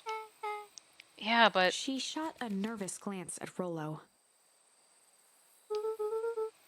Anything you can say around me, you can say around Rolo. This has been a weird day all around, hasn't it? Yep. Beck's eyes narrowed. Okay, so it all started when I made it back home. My first order of business was to try to salvage my hair. So I dyed it with some stuff from the chemistry set my mom gave me. Okay, I just need to play it cool, and hope no one notices. Notices what? Oh, nothing. I was just... come over here and let me have a look. Oh, honey, what in the world did you do to your hair? I just kind of felt like a change. It's going to take forever to grow out. You were the one that said the change was a good thing, right? I was talking about your mother's new job. I was talking about us moving. Well, I guess I took your lesson to heart. Ilona tried to put on a smile. Before I forget, I came up here to tell you that Nellie had to go into work. Tonight? Her and Mr. Kerr decided it would be good for her to get some things done before tomorrow. That Kerr guy seems like a grade A creep. Beck? He is! Him and his weird cult of personality. You are not going to ruin this job for Nellie. It means too much to her. Oh, I know exactly how much it means to her. It means enough to her to exile her daughter to this Pond Duck town. This place sucks. The people are weird. You just don't know them yet. It's always cold. We're in the mountains, you'll get used to it. I can't even pick up a single decent station on the radio. It's all banjo music and farm reports. You know, I grew up in a town not that different from this one. That's why you're better at talking to plants and people? Okay. So here's what we're gonna do. First of all, you're grounded. What? In the morning, I'll have Nellie come and see what we can do about fixing your hair. You need to look presentable for the festival. But not another peep. She sighed, and after a moment, looked down at Beck sympathetically. I know moving is hard, honey. But that doesn't mean you have to make yourself miserable all the time. Other people seem to have that covered for me. Oh, and if you decide to rebel for dyeing your hair more... She flashed a sly grin and tousled Beck's hair. I'll just shave it off for you. Think about how rebellious you'll look then. Very funny. Thank you. Good night, sweetie. Good night, Mom. Wait. First of all, this town does not suck. Second, you need help because you got grounded? No. I'm sorry you got in trouble. It's my fault your hair got screwed up in the first place. Don't worry about it. I actually kind of like this look. Great! Can we get back to the story now? The next part is the important bit. I have this radio I upgraded with my mom, and I was too angry to sleep. So I tried to dial in something worth listening to. Oh, and she got a secret code password. Ooh, okay. Mr. Kerr, are you there? Mr. Kerr? Yes, I'm busy. What is it? Apologies, I have the founder on the line. Patch him through immediately. One moment. Hello, sir. It's so nice to hear from you. skip the pleasantries. What's your report on our new lead researcher of deep engineering? Nellie Moudwell seems to be integrating nicely. At this very moment, she's working to help us meet our deadline. She's offered to work overtime before I even had the chance to suggest it. Excellent. And you have faith that she's capable of finishing the work left by her predecessor? Her work must be complete before the festival. I will make sure she stays day and night until it is accomplished. Good. You know how I feel about loose ends. Yes, sir. Once she's finished the work, we need to make a determination regarding her long-term prospects in the company. Immediately, sir? I usually have more time to fully bring people into the fold. We are in the end game, Bill. After your failures as Dr. Prescott, I can't afford to take any risks. Of course, sir. No loose ends, sir. Once she finishes the work, she will either leave the office completely committed to Perennial Harvest, or she won't leave at all. Perfect. Sir, if I might suggest, maybe we should delay just for a little bit. Oh? If we just seem to be rushing in to hit this festival deadline, and rushing into things has caused some issues in the past. I see. Please understand that I just want what's best for you. I'm eternally grateful for all that you've done for me. Bill, I'll make this very clear for you. I brought you in to make things run smoothly, not to have opinions. Of course, sir. Chin up, Bill. You're only a few days away from having everything you've ever dreamed of. Yes, sir. Thank you, sir.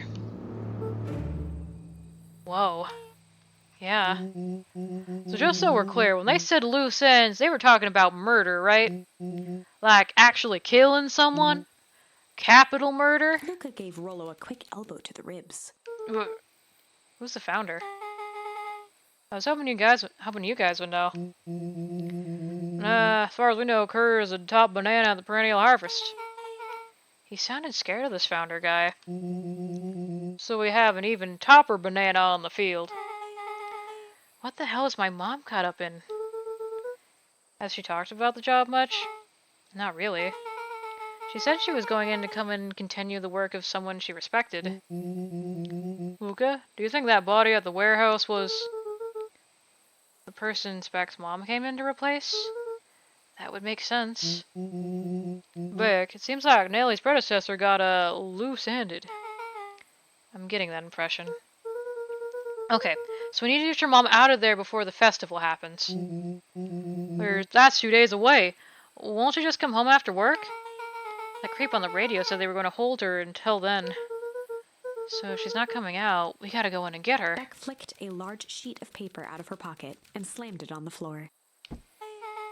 Maybe this'll help. You have blueprints?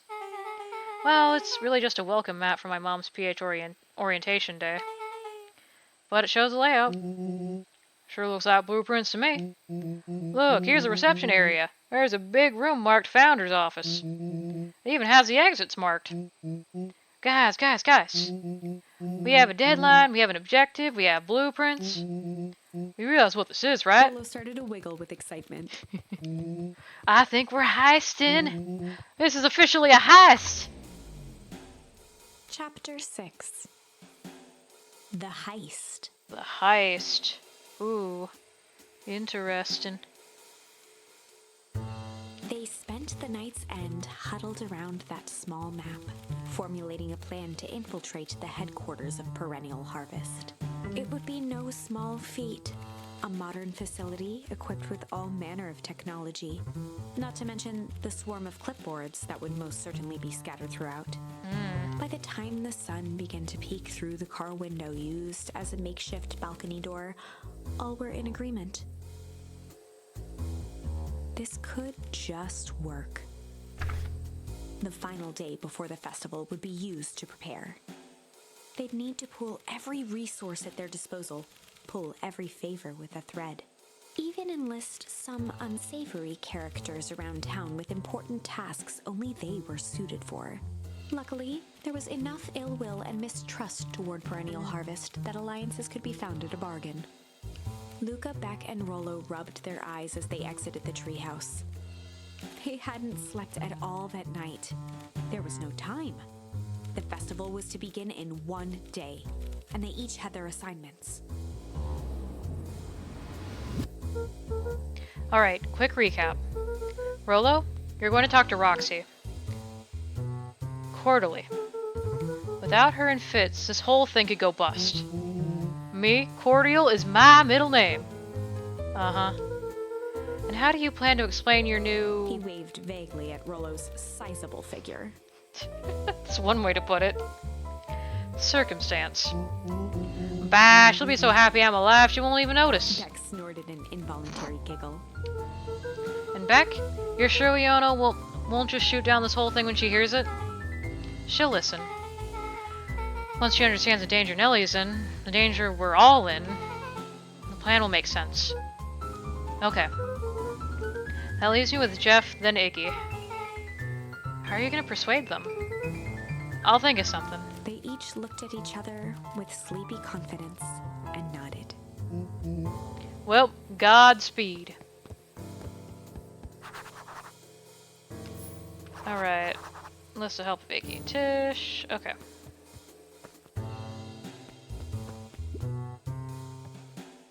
Alright, so... need Jeff, Iggy, and Tish.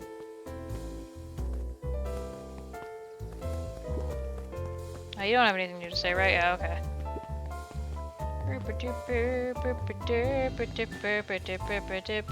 Don't talk to the clipboard.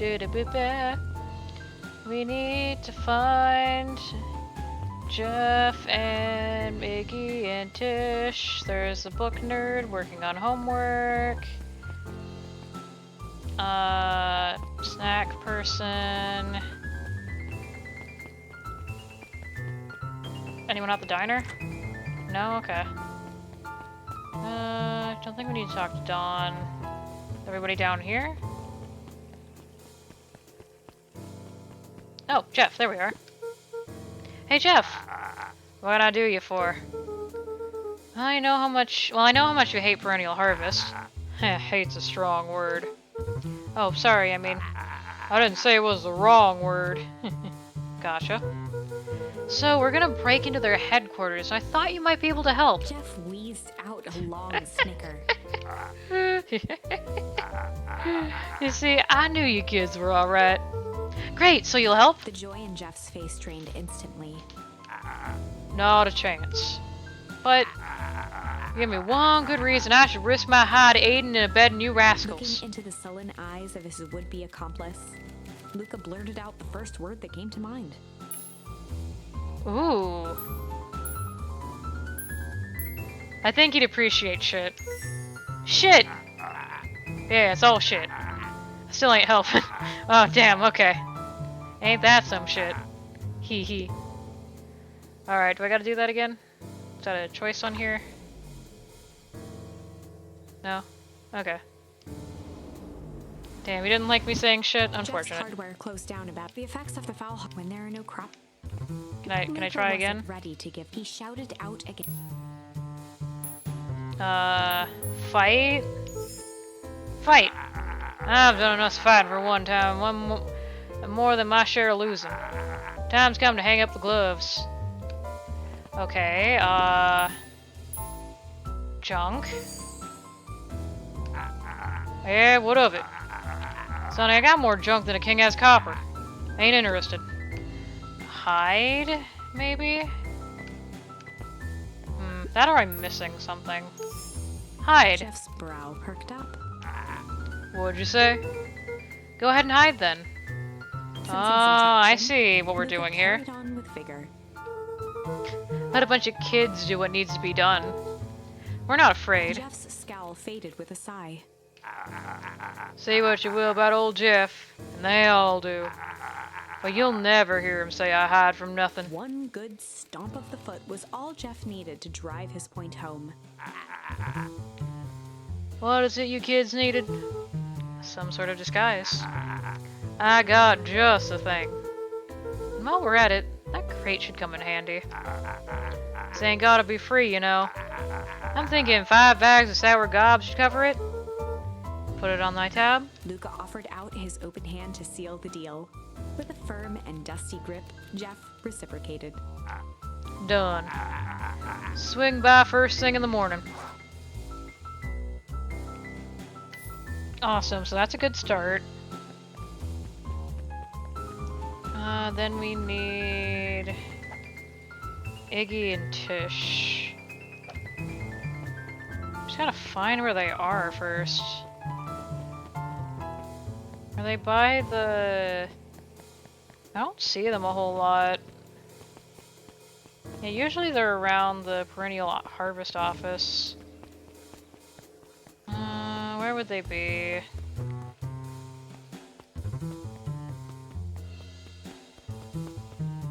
I don't think they'd be over by Grant's house.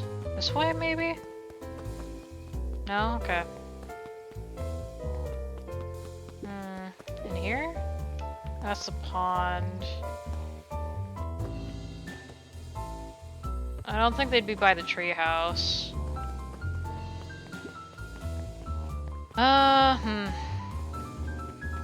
So far I haven't really needed a guide with this game, but I might need some help finding these two. Foreshadowing, let's see what you got. Undaunted, he shook his head. Over? No. Endings are merely a state of mind. This doesn't end until I give up. Wow. I admire the conviction. But can he really pull through?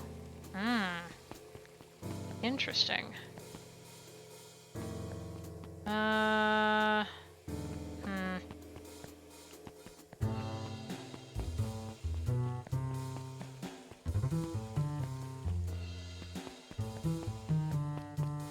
Oh, do I have to go through here? Are they like in the woods or something? Or they probably wouldn't be in the library, but worth a check.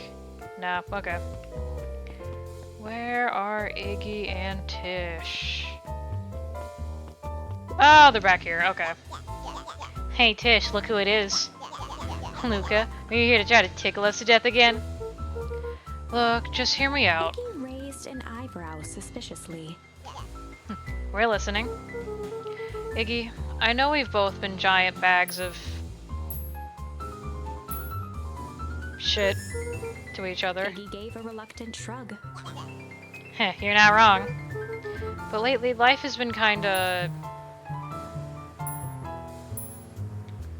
strange, you know? Iggy considered the point. Things have been weird around here. So I'm offering a truth and asking for your help. What do you say we... break our hostilities, at least just for now. We do like breaking things. Even if a truce means less breaking things. What if I told you there was a way to have a truth and break stuff? Go on. I need you to cause a distraction so I can sneak into the Perennial Harvest headquarters. A wild-eyed grin spread across Iggy's face. My, Luca Van Horn, I'm impressed. And after all this is done, maybe you and Tish can come hang out at the treehouse sometime. Iggy glanced over to Tish, who nodded in agreement. Fine. But not because we want to see your crappy treehouse. We just like to cause chaos. With a quick nod, Luca was off. It's all coming together. We're gonna get into the office. You hear that, Tish? Iggy gazed up at Tish with a smile. He invited us to hang out at the A treehouse. tear ran down Tish's cheek. Yep. I never expected this day to come. Oh my god, she said something other than yup. How wonderful. Oh my god. Chapter 7. Into the Hive. Into the hive. A heist requires preparation. And thorough preparation takes time, something they had precious little of. So far, everything was in order. Jeff, Iggy, and Tish all agreed to do their part. Beck radioed Luca that night with a simple and covert message. "We're locked and loaded on my end." Oh my god. And Rollo, after a lengthy confession, managed to persuade Roxy and Fitz to help. He stowed away in mission control for the night to avoid attracting attention.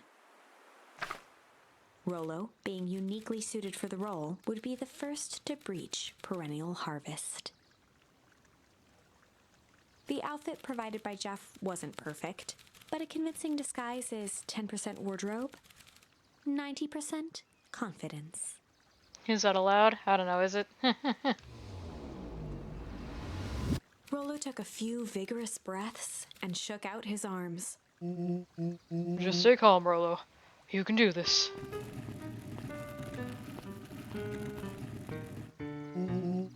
Got your delivery here.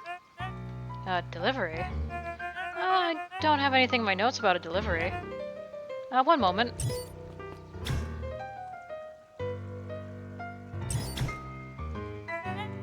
I'm so sorry, but there's no delivery scheduled for this morning. Right. He had to think quick. That's because this goes directly to the founder. He asked it to be kept secret. Rollo sighed, adjusting his tool belt. You know how the founder can be. I suppose we can leave this one off the records. Our harvest awaits and such. With a stroke of his mustache, Rollo proceeded into the Perennial Harvest headquarters. Our harvest awaits. Package here for the founder. Oh, I didn't hear anything about... Yeah, this is a need-to-know kind of thing. I'll just check. He stammered and flipped through the pages of his clipboard. This goes directly to the founder. I don't have time to fill you in. Oh, I see. If you could just complete this Rollo form. interrupted with urgency in his voice. Every time with the forms. Look, if you want to explain to the founder why I'm late, well, it's your funeral. I'm sorry. What did you say your name was again? Rollo panicked. Our harvest awaits. Sir? This is a restricted area. Excuse me, sir. Our harvest awaits! Ready to light this candle, Tish? Yup. Suck on this perennial ham fist.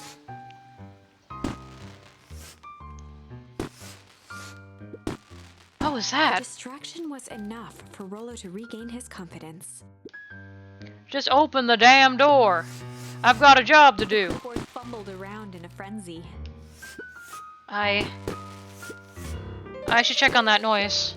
Oh, come on! Just buzz me in already. Okay, okay.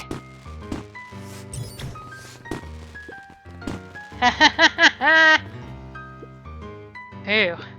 That was close.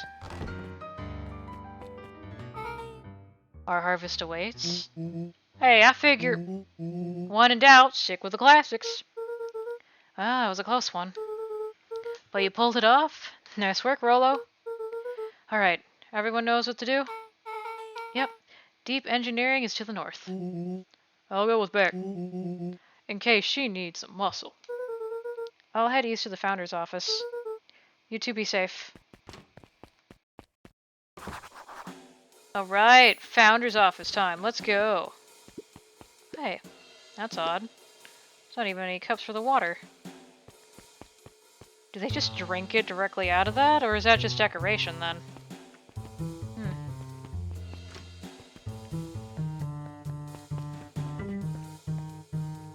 Oh god, okay. Hallway to nowhere. You can do it. What's going on here? Oh, do I have to go through a maze?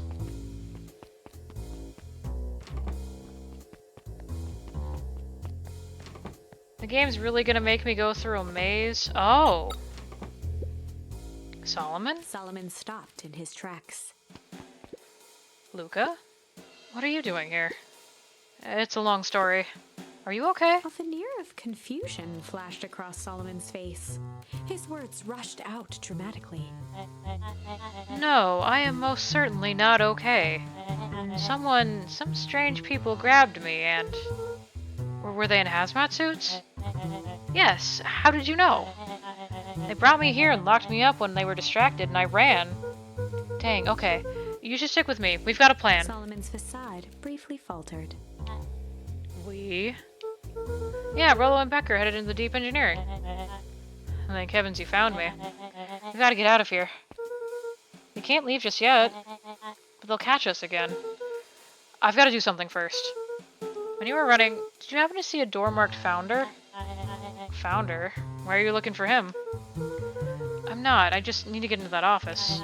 Now that you mention it, I do think I saw a door that said Founder. It was just down this way. Luca happened to notice a plaque above the door. Office of the Founder. Knocking comes with consequence. Oh, here it is. Oh, Luca. He's right here. It's pretty lucky that I ran into you, or otherwise I might have missed it. Truly fortunate. Luca tried the handle.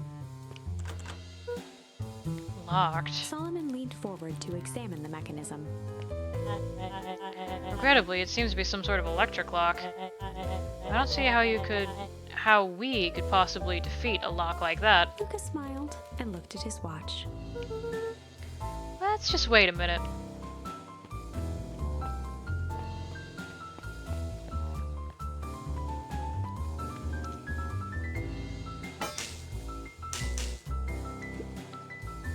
I know what sort of funny business you're up to, but I like it. She mimed a quick hat tip and ambled off with a whistle. Nice. Howdy. Good afternoon. The light on the keypad changed from red to green. How did you do that? It's good to have friends. Quick, let's get inside before someone spots us.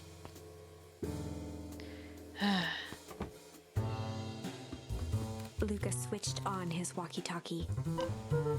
Rollo, I'm in. As expected, there's a control panel. Great timing. We're stuck in a locked door marked 24601. Need you to get us through. What if someone catches us? We should get out of here. I'm not leaving my friend, Solomon. On the computer screen, a green cursor blinked in a password field. Surely you don't have a way to get around the password. Luca pecked out his best guess. Underground secrets.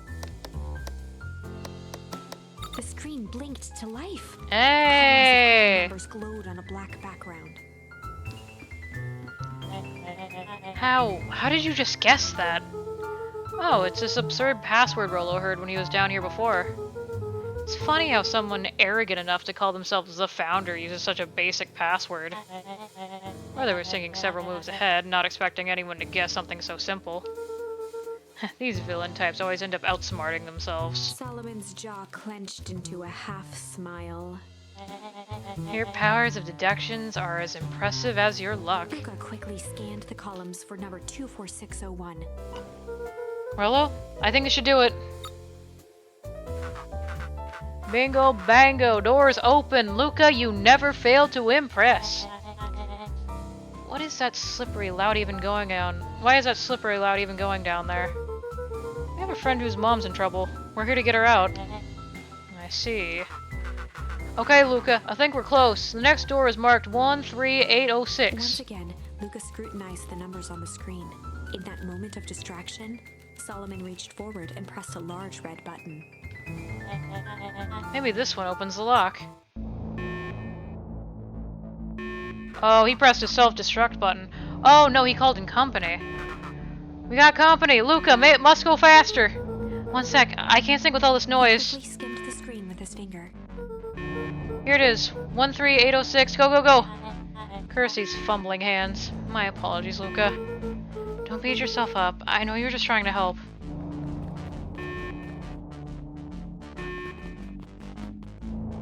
He wasn't just trying to help. Oh man. No water cups. Rollo! I mean, at least knock it over to trip him. That even is real water. Rollo, are you okay? Rollo, come in!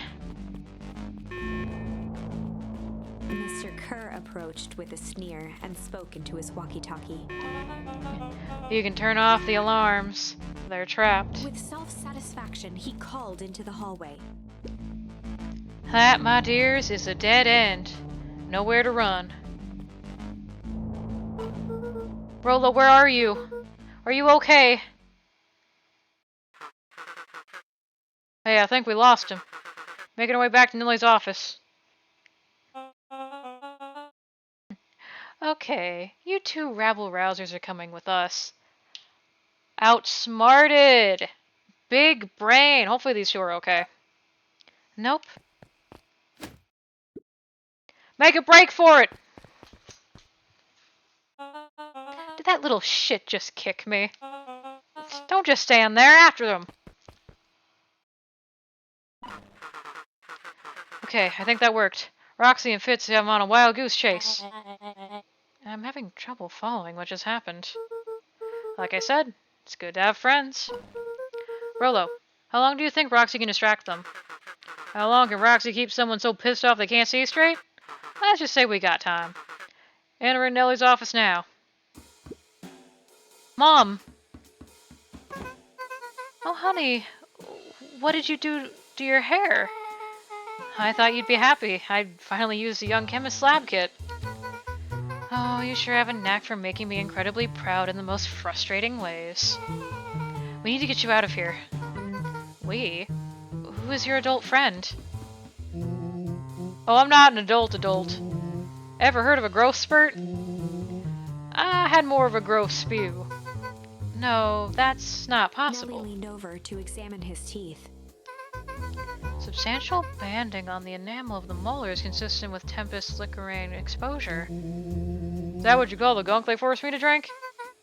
You drank it? Oh no. They told me it was only being tested on plants. Oh, Beck, sweetie, I promise I didn't know. Mom, what the hell is going on at this place? I was brought here to work on the discovery of a lifetime. A novel chemical compound was discovered under Beacon Pines in a wellspring they called the Source. They named it Tempest Liquamine. It pulls energy from its surroundings in order to fundamentally alter the matter's relationship to time.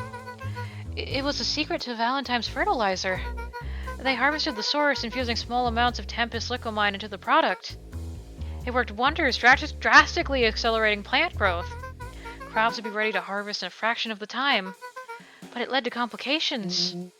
A foul harvest! Perennial Harvest came in just to clean up the mess, to see where Valentine failed. But Tempest Liquamine is rebellious. Rebellious? You can think of it as a manifestation of change itself. It's volatile by its very nature. So the more you try to force it to do a specific thing, the more it resists, yes. So that's been the thing going on. I can relate to that. My role is to finish the work of my predecessor, Dr. Prescott. The dead body we saw. Yeah, they were right on the money. Okay. Harnessing Tempest Liquamine to reliably manipulate an organism's age. The source's power totally wouldn't be abused, right? Always trust the big company, clearly. Gets you great places. Anyway, let me properly pronounce organism's age. Just imagine how many people we could feed. Mr. Kerr was very insistent that we achieve a successful result before today's festival. But you didn't, right? Nellie sighed. You know how much I love a good puzzle. I poured myself into the problem. It wasn't long until I discovered oddities in Dr. Prescott's notes. Oddities? They contained obvious errors, mistakes that someone of his reputation would never make. Probably because he was trying to prevent this from happening. But you let it happen because you didn't know. So I fixed them and now I get to replace my entire wardrobe. I really am truly sorry. Man, those clothes are all hand-me-downs anyway. Sounds like Dr. Prescott figured it out, got cold feet, and intentionally sabotaged his own work. I had considered that possibility. I've sent a letter asking him to clarify his thinking. Mom, Dr. Prescott is dead. Kerr had him killed. What? I overheard them talking about it over the radio. This is why we gotta get you out of here. Like, now! Wait, the vial! I finally solved the chemical equation, allowing direct control of aging. Mr. Kerr picked it up just before you came. All the more reason we gotta hightail it. Luca, we got Dr. Moodwill. Heading your way now. Roger that. Be careful. Alright, everything's on track. And what is your plan for escape? We'll go over everything when we get here. In the meantime, maybe we can dig up some more info. I think the last thing we need to do is talk to him. Malice 80 proof whiskey. A hard drink for a hard man. Oh, so it was... Okay, I got it. Solomon muttered inaudibly. I'd just smother you right now. What's that? I said I shouldn't bother you right now. Don't be silly, you're no bother at all. Let's see what else this bad boy has on it. Security system, time card logs, payroll. You know, for being so evil, this guy sure is boring. Solomon once again muttered under his breath. Just you wait. Huh? Oh, nothing. Luca tugged on each of the cabinets. Dang, this must be the good stuff. They're all locked.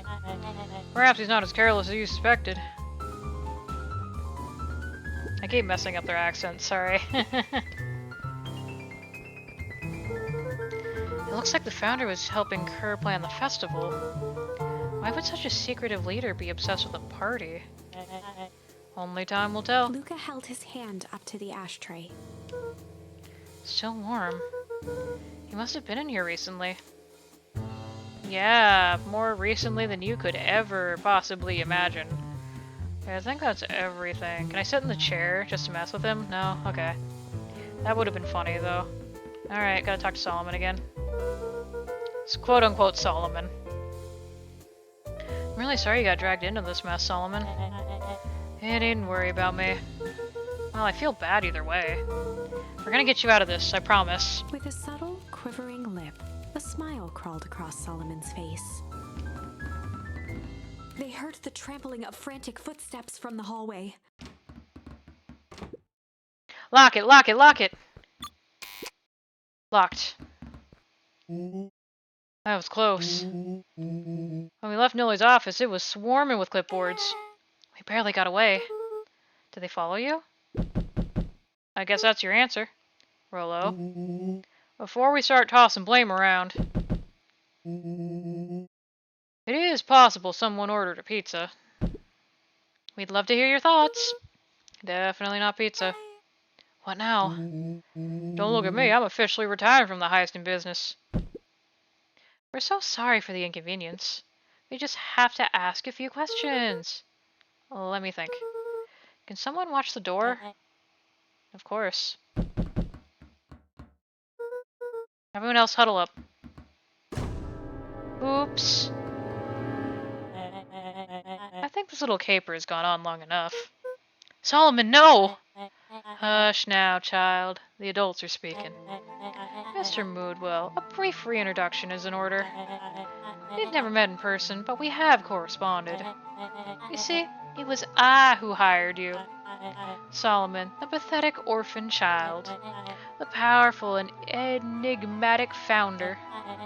Sharper, the fallen progenitor who created this town.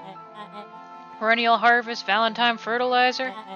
All connected by a single thread. Yours truly. But that's... Her eyes searched the floor in thought. Solomon watched eagerly, waiting for the flicker of epiphany. With a sickened look, she peered into his soul. Heh. Yes, now you got it.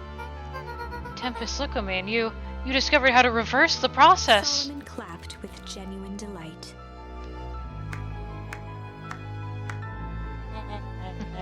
Very good, Dr. Moodwell, very good.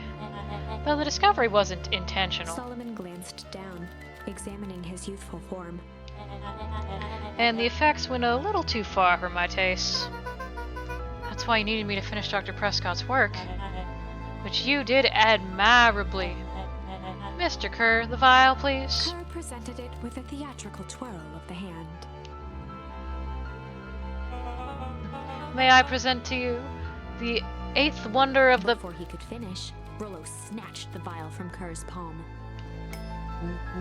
Wow, this stuff looks pretty valuable. Be careful, you fool. You have no idea what you have in your hand.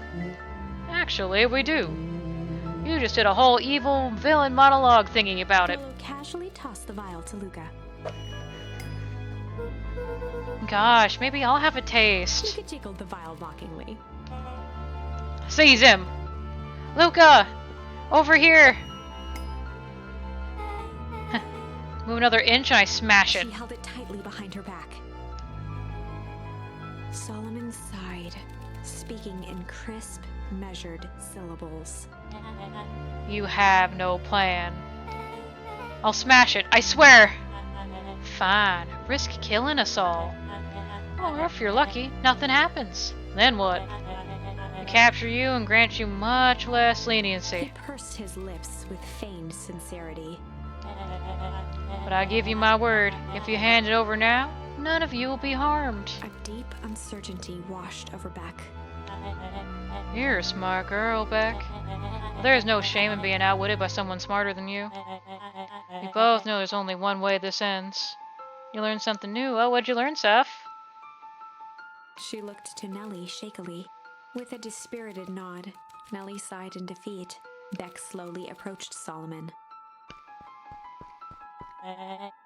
That's a good girl. Beck, don't do it! We can't trust that jerk. I'm sorry. He's right. With apprehension, Beck conceded. Solomon pocketed the vial and brushed off his shoulder with a sharp flick. Mr. Kerr, you've allowed yourself to be humiliated by a group of children.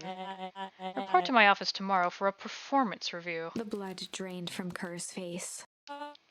Of course, sir. But first, you have a speech to make.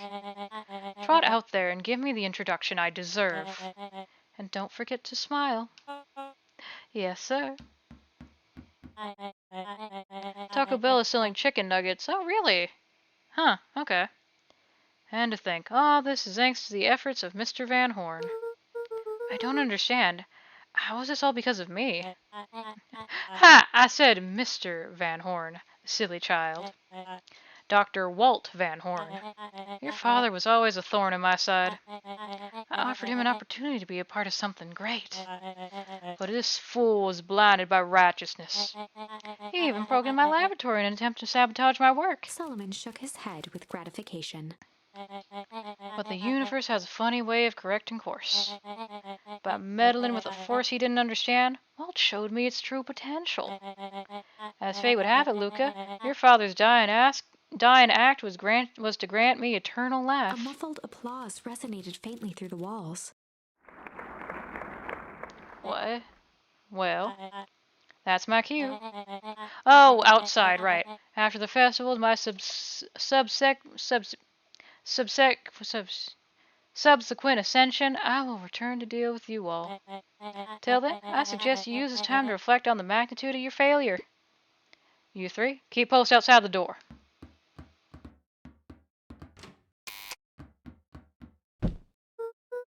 Oh, crap. I can't believe Beck sold us out like that. Not sure she had any other choice. So what now? What's the plan? I don't have one. Of course you do. You always have a plan. They use a tortilla crumble. Oh, that sounds good, actually. Rollo. You just need some time. Rollo, it's over. We lost. Nellie was staring at the floor, deep in thought. Sorry, Luca. Just give me a minute to calm my mind.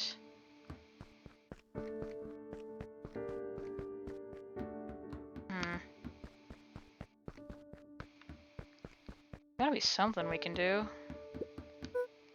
Hey. I'm sorry, Luca. I did what I had to do. I know, it's just... we were so close. I've got a feeling that eventually Solomon will get what's coming to him. Time, wounds, all heals. Well, time seems like less of an issue for him now. Luca, there's something you should know. After Mr. Kerr locked me in that office, I had nothing but time and curiosity. I poked around a bit, hoping to find a means of escape, but I found something else. A note hidden in a false drawer. What sort of note? Dr. Prescott must have sensed his time at Perennial Harvest was growing short, so he left behind a letter with the hope that it would be found by a successor, with a confession of sorts. He left it for me, but its contents... Luca, I think they were meant for you. Why? What did it say? It was about an incident with your mother. Dr. Prescott found her in his lab with a stolen keycard. There was an accident. She had been exposed to extreme amounts of Tempest liquamine. The color dropped from Luca's face. She survived. Dr. Prescott decided to help her recover.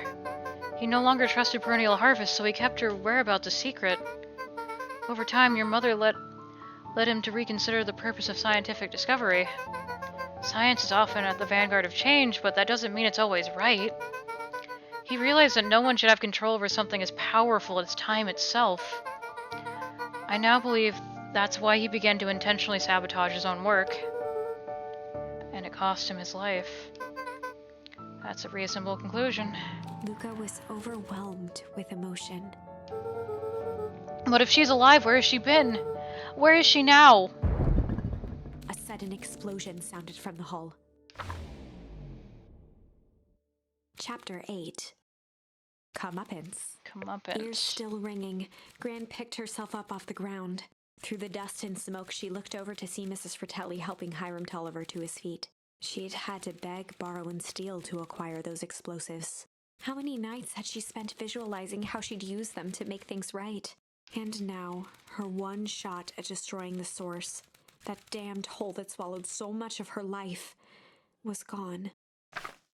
Traded for this jagged hole in a wall and a foolhardy shot at rescuing Rollo. With Fratelli and Tolliver at her side, she stepped through. It was a strange feeling.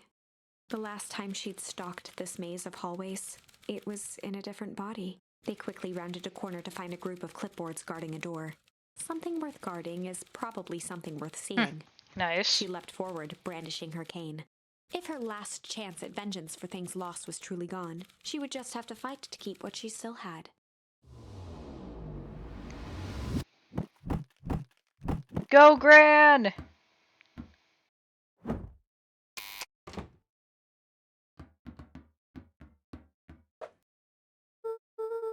Gran, what are you doing here? Luca, what are you doing here? We're here to save Nellie. We're here to save Rollo. Hey, Miss Luca's Gran. That's awful nice of you. But I'm fine. Oh no, what did they... Gran, there's no time to explain. We have to go now. Come on, everyone. We've got a party to crash. They made their way out from deep within Perennial Harvest, just as Solomon finished up his speech. Thankfully, we can dispense with the formalities from here on out. Solomon pulled a glass vial from his pocket. We gotta stop him. In one smooth motion, he downed its contents. A triumphant smile grew across Solomon's lips. No! Well, I guess that's it. We lost. I wouldn't be so sure about that. Oh? With a mischievous look, Beck elbowed Luca. Remember when I had the vial behind my back? She swapped it out! Clever girl! Tweak the potion with a little... malice? I might have tweaked his wonder potion with a little malice. Malice? The whiskey from his office? Yeah, dude had an unfinished glass on his desk. Figured his grow juice could use a little hair of the dog. You all can call me Sharper Valentine. His body and face began to contort and expand as he disappeared into a belching green mist. What's the alcohol gonna do to him? It looks like he might just explode. Oh! That's what I call proof 80 proof whiskey. Damn, dude. Pop goes the weasel achievement. You say clever girl, my brain went to Jurassic Park. Yes, that's the reference I was going for, Seth. The crowd gazed in stunned silence at the now empty stage. The quiet was broken when William Kerr sprinted off stage and into the distance. He was never seen around Beacon Pines or anywhere else for that matter. Yeah, good. Watching the silhouette of Kerr disappear over the horizon, Luca began to laugh. First, a low chuckle that became uncontrolled, heaving laughter. Through his tears, he was vaguely aware that the crowd had begun to laugh with him. The end. That was unexpected. Perhaps a bit of an absurd ending for my taste, but who am I to say? I'm only writing the damn thing. I mean, okay, we can see the other endings. Alright, with a little... Let's try junk this time. I might have tweaked his wonder potion with a little junk. I think the answer is changed, but I'm purposely ignoring it so we can see, yeah. I can't wait to see the look on his face when he realizes he's drank his own cigar ash. Oh, the ash is getting to the vial. It's pretty easy to mess with the vial when it was behind my back. Oh, that's sneaky. Hell, it's a bad habit anyway. Paul always says, bad habits are like a 50-yard field goal. Huh? Hard to kick. You all can call me Sharper Valentine. His body and face began to contort and We saw that part.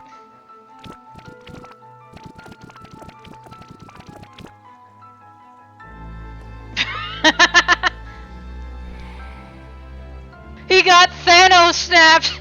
Mr. Stark, I don't feel so good. Well, that's one way to kick a bad habit. As the last of what was once Sharper Valentine wafted into the air, the crowd began to disperse, still numb from what they had just observed. Sharper Valentine was gone for good. His end would be a new beginning for Beacon Pines, a new chance to let go of the things they had lost and grab hold of a new future. The end. Okay. Well, I'd be lying if I said that wasn't a bit gratifying. If that feels to you like a good note to end on, I won't stand in your way. No, we need to see the change ending.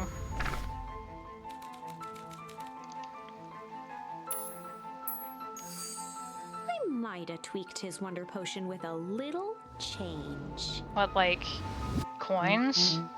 Like, pocket change? Your unlucky penny! Yeah, I plopped it in the vial when no one was looking. Hey, the unlucky penny! That finally came back! What's that going to do?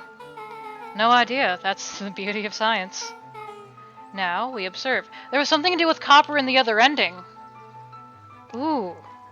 I don't remember exactly what that was, but okay. Yes, His yes. body and face.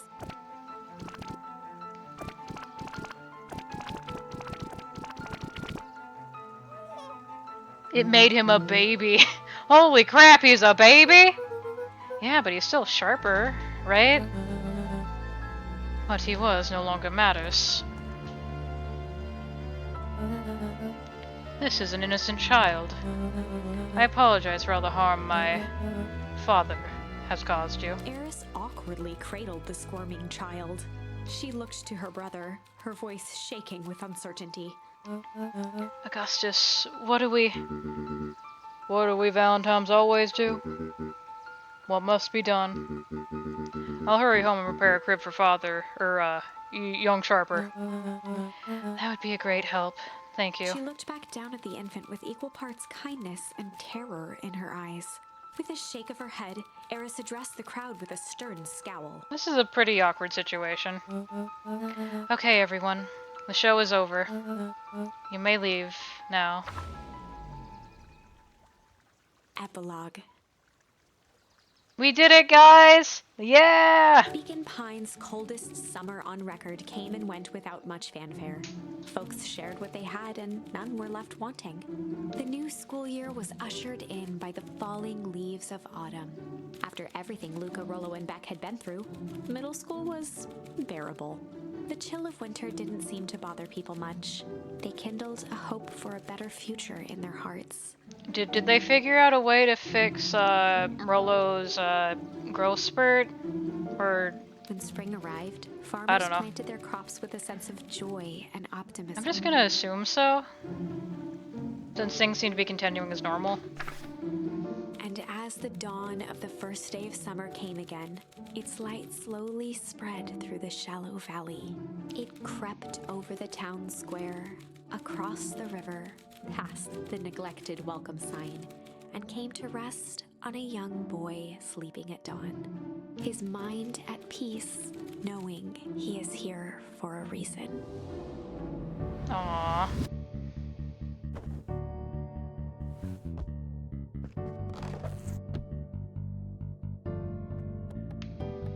Oh. Rolo, are you up yet? Roger that. It's a beautiful day in Mission Control. You gonna swing by? Be there in a minute. Alright, so that's the last thing we have to do. I imagine we probably have some things we can look at before then. Were you allowed back here? Over time, Eleanor began moving Walt's old things out of the closet and into storage. Oh, okay. So that's what was in there. Eleanor had moved back into her bedroom, and now that she wasn't sneaking out late, she even slept there most nights. Nice. He's forever older. Damn. That'd be rather unfortunate, huh?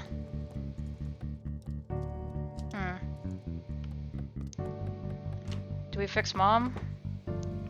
There's a book out here. Okay, book doesn't do anything. Oh no, that's the gardening for dummies. That's right. Okay. I remember that book now. We saw that, like, that was one of the first things we saw. Is Mom over here?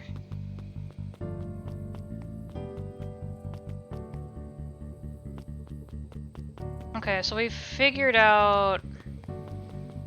well, I don't know. Anyway, let's go this way.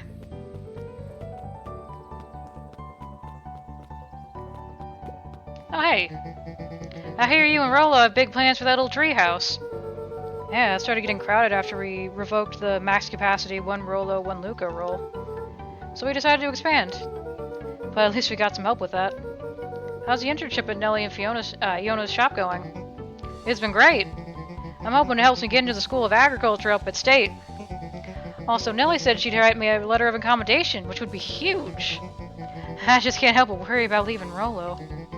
He's grown up so fast, but he's still my little brother. Wagon, hi! Meow, meow, meow. Aw, the deer, yeah. You're coming in as, at the very end of the game, so, Oh, meow, meow, meow. Hello, what's up, Wagon? Good to see you. Yeah, he's had a bit of a growth spurt. I don't mean growth, literally. This morning he was up and finished his chores before I even had breakfast. Well, some of that might be his excitement about the treehouse renovations. And don't tell him this, because it'll go to his head. But I'm really proud of that little punk. I'm sure he feels the same way, but he's just too dang proud to tell you. I know. Yeah, Luca's an adorable little protagonist. Hello, Augustus. Hey, Gus, how's the tree planting going? Couldn't be better. I'm so grateful Ilona, I can't goddamn say that name right now, and Nellie for the help. I wasn't just built to be a mayor. Too much bureaucracy. Gus, we finished cleaning up the sidewalks. What's next? When Perennial Harvest collapsed, most of the clipboards skipped town. But some stuck around and dedicated themselves to making things right. Anyone with a knack for the art can help paint the new offices. You can count on us. Oh, looks like you really found your calling. I really never felt comfortable telling people what to do. Now, this right here? This is something I can be proud of. Yeah. Getting things figured out. How's napping this morning? The most underrated part of a good nap is the view. And the view's getting greener every day. Nice. I see you decided on a name. Yeah, we had to clear out all the old stuff before putting in the final touch. Slow and Dirty Harvest is now official. I like it. It's actually Nellie's idea. There's still a lot of work to do, and the name serves as a reminder.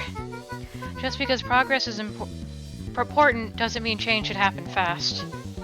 In fact, I've learned that the more you care about something, the more important it is to take things slow. Our motto, go slow and fix things. Amen to that! Alright. Better not dilly-dally. Gotta get to the treehouse. Ah, okay. So we can't run through town and see everybody else what they're doing? Alright. That's okay. One more visit with dear old dad. Got any new bait? No? Luca gently baited. Good for skimming. So sad we could use some new bait. Why do you say you head out and find some more? Alright. Thanks, Dad. Alright, to the treehouse. A little higher? Yup. A little lower? Yup. Little higher? Yup. I'm telling ya, the angle isn't the issue. We need more power to the radio. Luca, there you are! Would you tell him that it's not the angle? Hey, I'm not in charge of an antenna redesign. Fine, fine, Iggy, just don't do anything drastic till we get back. Who, me? Tish, you're in charge while I'm gone. Yup. That'll be fine, right? It'll be fine. If we really want Mission Control to turn into something bigger and better, we'll have to loosen her grip a bit. Oh, you're right. Lead the way. Alright, let's go check in with Beck. So we do get to see the rest of the town. Nice. Okay.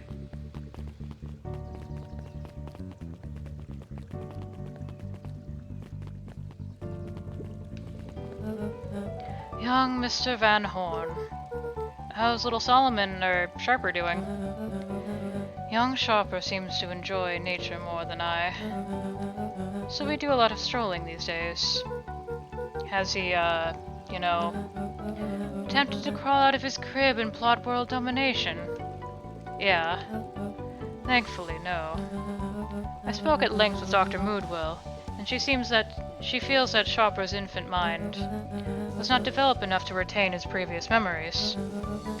For all intents and purposes, this child is unmolded clay.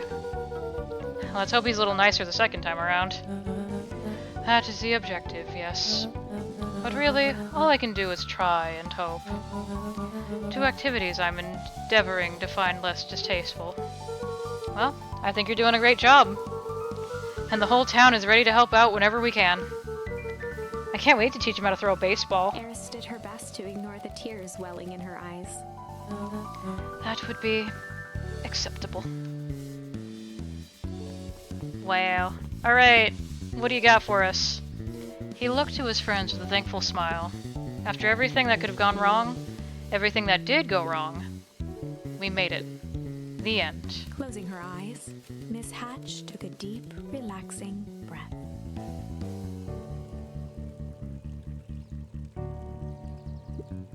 Oh, hello, Luca. How are you? Really good, actually. That's wonderful. Did I miss anything? I think you're pretty much up to speed. Spent the whole time absorbed in that book. That's you, Saf. What's today's news that needs knowing? I'll leave you tomorrow's headline today. Our cold friend Patrick C. Montesquieu, aka William Kerr, just performed a string rendition of The Iceman Cometh at the State Correctional Facility. I hear there wasn't a dry eye in the house. I guess he has plenty of time to work on his craft. Nice. Alright, let's go talk to everybody else too. How are we doing over here? Luca, do you want a biscotti? On the house? I don't really have the time. Zariel, you've got to come in and see this! I finally did it!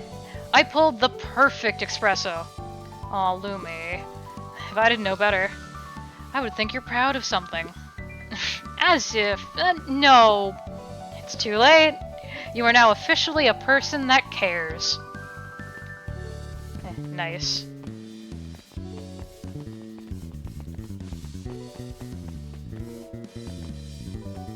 They got rid of the history thing. Nice.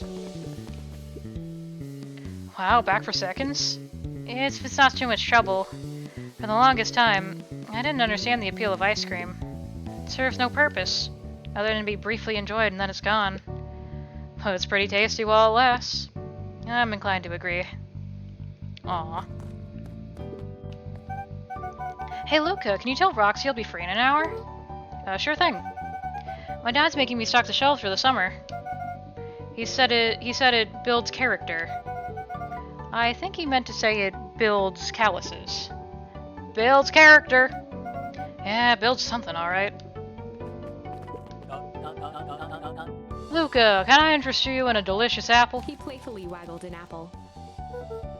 No thanks, just saying hello. Well, hello then. Mind telling your mom we need a new crate of jam? Already? It's funny, I used to hide the stuff in the back. Terrified someone would find out about our secret messages. Now everyone wants to get their hands on Eleanor Van Horn's famous spy jam. Nice. What happens if I touch this in front of him? Nope, okay. I'll leave your watermelon alone.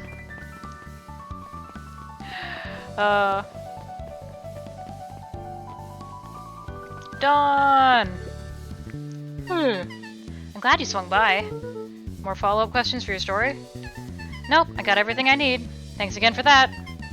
I sent a draft of the story to the reporter in Capital City. They offered me an internship. Of course they did. You're an amazing reporter. I don't know about all that. A story about a phony corporation that picked up an entire town of people and moved them to cover up a massive illegal mine shaft. I just realized this whole game is just, why don't we pick up Bikini Bottom and push it somewhere else? That's the entire plot. Oh, that's hysterical. Full of incredibly hazardous chemicals. Sorta writes itself if you think about it. Just don't forget us when you become a fancy big city reporter. Capital City ain't that far away. I'm gonna have to come back from time to time to check in and see what sort of new trouble you've gotten yourself into. Sorry to disappoint, but my adventuring days are over. Ha! We both know that's not true. What makes you say that? Call it a reporter's intuition. Interesting. Ah, we can visit Mom one more time. Luca squinted at the faded photo of him and his mom at the diner. Memories of that day came flooding back. Let's go see if we can make anyone more, food. Oh, wow. We can make everybody food. Jeez, okay. I know we've done... I think we've done you before? No, we've... Oh, okay, we've already done the ones we've done. Okay. Good afternoon, Mr. Tully. Oh, sorry, these allergies have been killing me. Haven't been able to smell a thing all day. I almost sold Mrs. Hatch a gallon of spoiled milk this morning. Got anything to help clear out these darn sinuses? Whatever it takes. I just want to be able to smell again. Alright, so something spicy. I got you. Incendiary.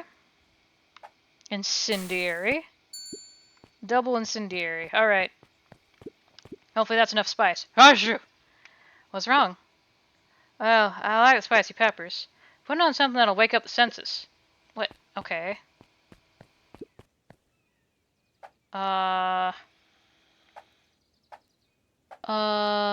Wake up the senses. Adorable. Indulgent. Pungent? Well, you want fish and then chili peppers? Alright, see how that goes. I call this one a cod for the common cold. Oh, okay, got it. Oh, that's spicy. And stinky. I'm sorry, I'll try again. No, don't you see what this means? I can smell again. Looks like your father isn't the only doctor in the family. Alright, let's talk to you now. Hey, Miss Hatch, what can I get you? Oh, I'm not terribly hungry. Something snack-sized, if you could. Alright. So I'm guessing adorable... and adorable. Alright. I call it the novella. Lovely. This just in. Last chance diner overrun by gremlins. I'm not a gremlin, I'm Luca. Mr. Wilder adjusted his monocle jokingly. I stand corrected. In that case, would you believe if I said I had a craving for a burger? You've come to the right place. Indeed, I'll have a nice juicy burger topped with onion. Alright, juicy. What's our juicy burger option? Probably succulent. And then onions. Pungent.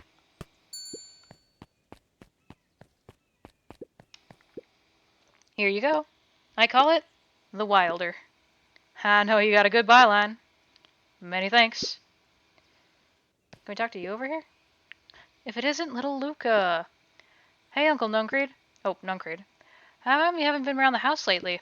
Well, your dad and I had a little disagreement is all. How is he doing? Has he mentioned me? Not really. He's been busy lately. Sometimes he doesn't come home from work before bedtime.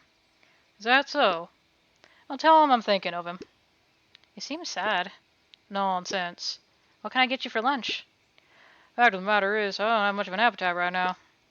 But Uncle Nuncreed, you gotta eat. I'll make you something special. That'll cheer you up. Okay, something special. Lavish. And lavish. Don't know how we have that as an option, but alright. Here, have rich people food. I'm sorry, Luca. Seems I still can't much of an appetite. Hang on.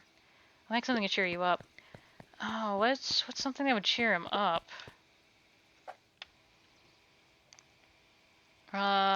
Tender?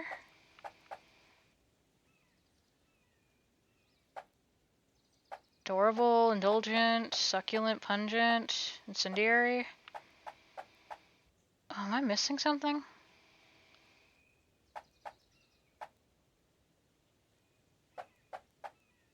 Succulent? No. Indulgent? I mean, who can resist a bacon burger? I can't. Sorry, Luca, I still can't muster much of a... something to cheer you up. Hey, Mom, can you help me? Okay, I can't talk to Mom right now. Got it. Okay, guess we're just gonna try things until they work. Tender... and tender? You want a chicken sandwich?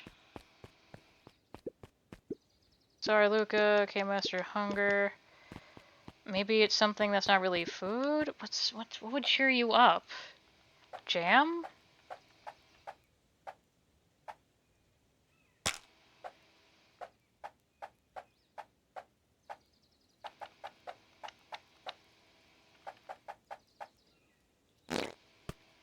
Candy with a smiley face and mustard? I call it the cheer. Oh, okay. So it was adorable I needed to do. Okay. The cheer's looking at you, kid. One burger with a side of good vibes. Oh, Luca, you sweet boy. Mr. Nuncreed reached down and patted Luca's shoulder with an enormous hand. You got a lot of your daddy in you, don't you? I guess so. Run along. I'll do my best to clean my plate. Okay. Can I speak with Eris? There we go. Listen well, child. I'm only going to say this once. I require a well-done burger. Got it. When I say well done, I mean it. Well done, no problem. I fear you aren't grasping my request. I want the burger charred beyond recognition. I want it bitter and black. One burnt burger coming up. And top it with the most expensive thing you have. Okay. That's easy enough. I know exactly what that is. Got incendiary and lavish.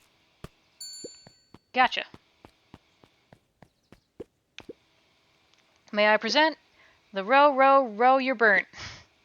I can hardly believe it. You've done well. Miss Fratelli had caviar stashed back there? This woman's full of surprises. Very good, this will suffice. Talk to you. I have a coupon here for one free burger. What'll it be? Well, I have a lot of mouths to feed. Give me the biggest burger you have. You must eat a lot, huh? You have no idea. Oh, and throw some lettuce on top. Easy enough, easy enough. I know exactly what that is, thankfully. I don't have to mess around with that anymore.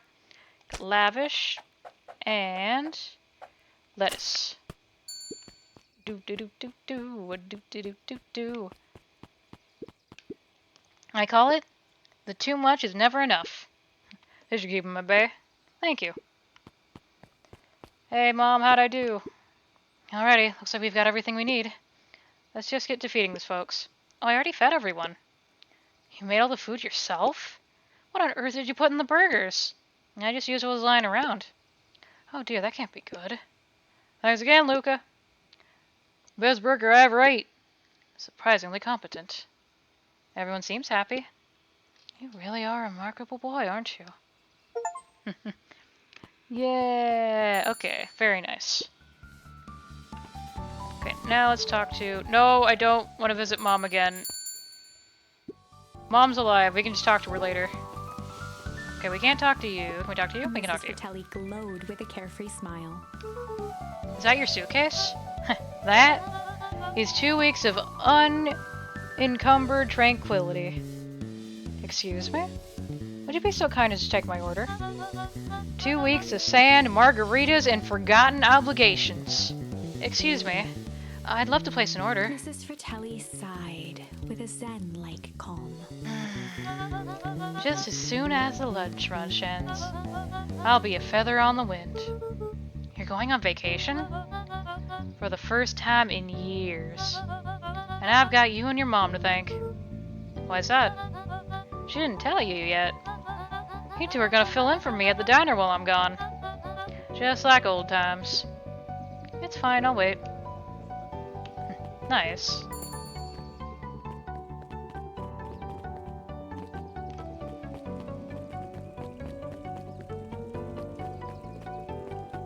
Let's see, we already visited down there, so now we gotta actually go down to Beck's place. Oh, the library. Let's check in with the folks here real quick. Hello? Over the school year, Kato and Bert had become close friends. Oh, good for them. But did you know that when they covered up the source, they found a new species of fungus? Yeah, and they're studying in the new labs. Did you know that? Beacon Pines is now the smallest town in the county? Yeah, close to the population before Perennial Harvest moved in. It typically went on like this for quite some time. Nice, good for them. You finished reading your book yet? I can't believe it's over. Yeah, the town's really starting to turn a new leaf. The town? I was talking about Hank Atomic. I just finished the last issue. How was it? As great as always. Hank finally returned to Earth. But I just feel weird now. Weird can be cool. It just means you're ready for something new. Any suggestions? You could ask Miss Hatch about what she's always reading. She seems to really enjoy it. Huh, maybe I'll do that. Yeah, let's talk to Miss Hatch. Luca peeked over Piper's shoulder. Or Laid Piper. stealthily inside a large volume of mathematics. It's the first issue of Hank Atomic. Nice. Piper, are you actually reading Hank Atomic? Do you mind not telling anyone? I've kind of got a reputation to uphold. Oh, it's nothing to be ashamed of. Just about every kid in town reads Hank Atomic. Honestly, I'm excited for you. What I'd give to start over fresh. To experience it again for the first time. I guess that's the downside of finishing something nice. At least now I can enjoy it again through you. Promise to tell me about it as you go. Sure thing. Anything to read on the bookshelves? No. Okay. We have finished up in here. Unless we finally have new books? No new books. Okay.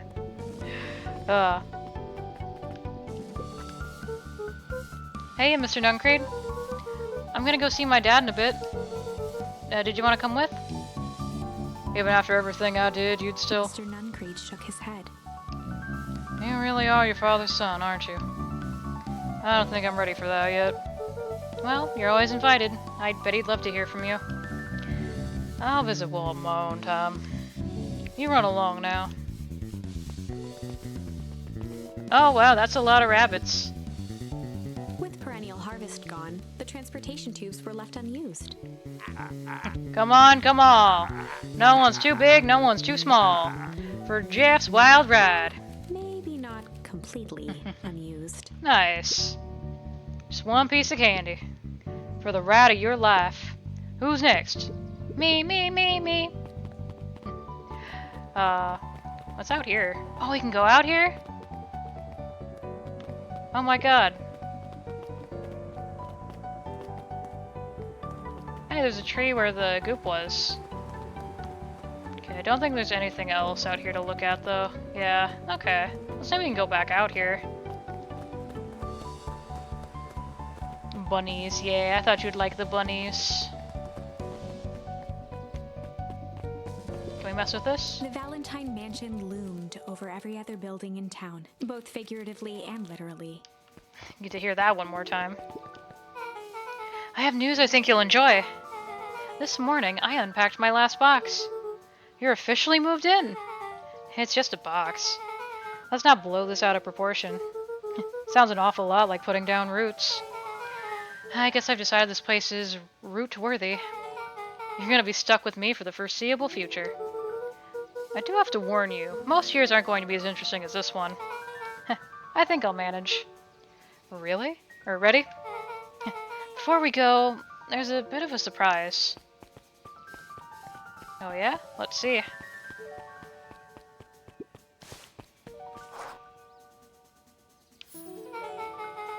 My mom's prepared this tree especially for you.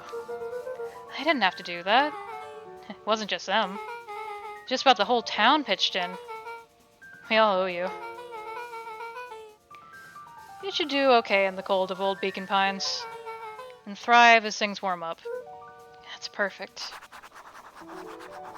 Aww.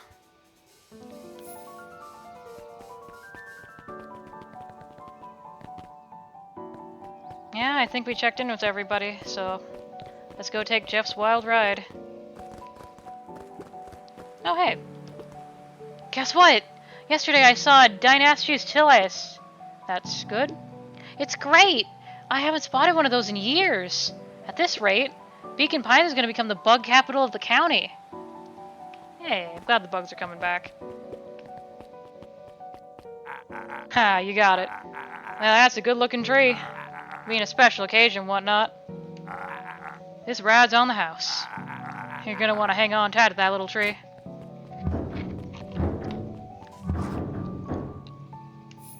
I wonder if we're gonna run into Nat again. I guess not. I think this is it. The end I've been waiting for. Honestly, I'd begun to lose hope of ever finding it.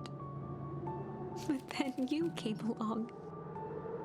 It's what I do best. I don't know exactly how to thank you.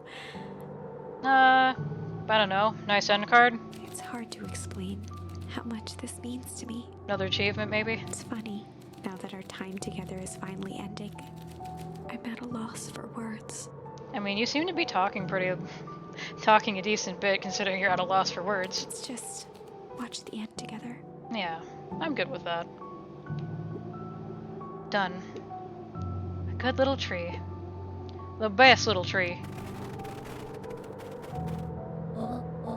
Thank you, children. This means a lot. Yeah, thanks for everything. Shucks, I only did what any super awesome best buddy would have done. I should probably give you some time alone now. You good?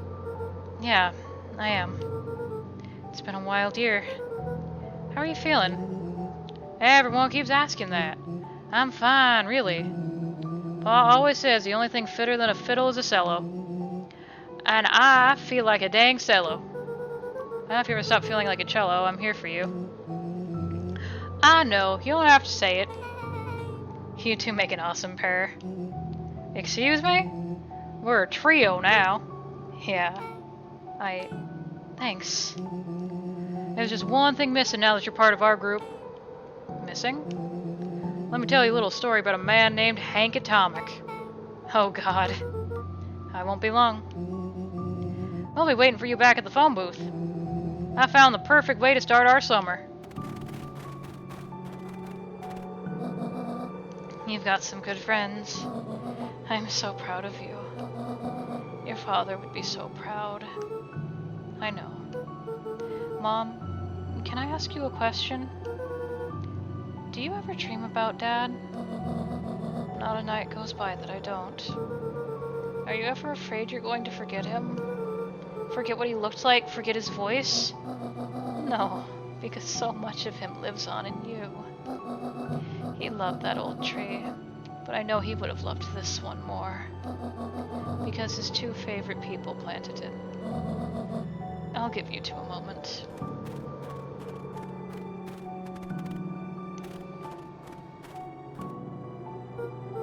Hey, Dad? Dr. Moonwell says that over the next few years this place should warm up, so you won't have to be so cold for much longer. I think I finally understand why you left that night. There were things you believed in. Big things. Those beliefs were the things that made you you. If you wouldn't have stood up to Sharper, stood up for what you believed in, you wouldn't have been the same person anymore. You had to go. But that didn't mean you loved us any less.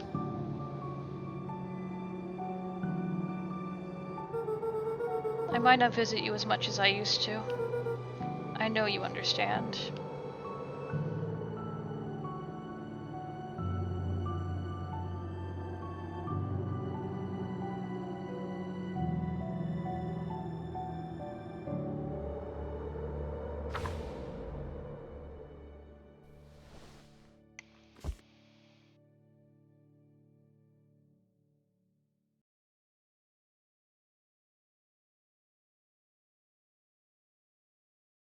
Is that it?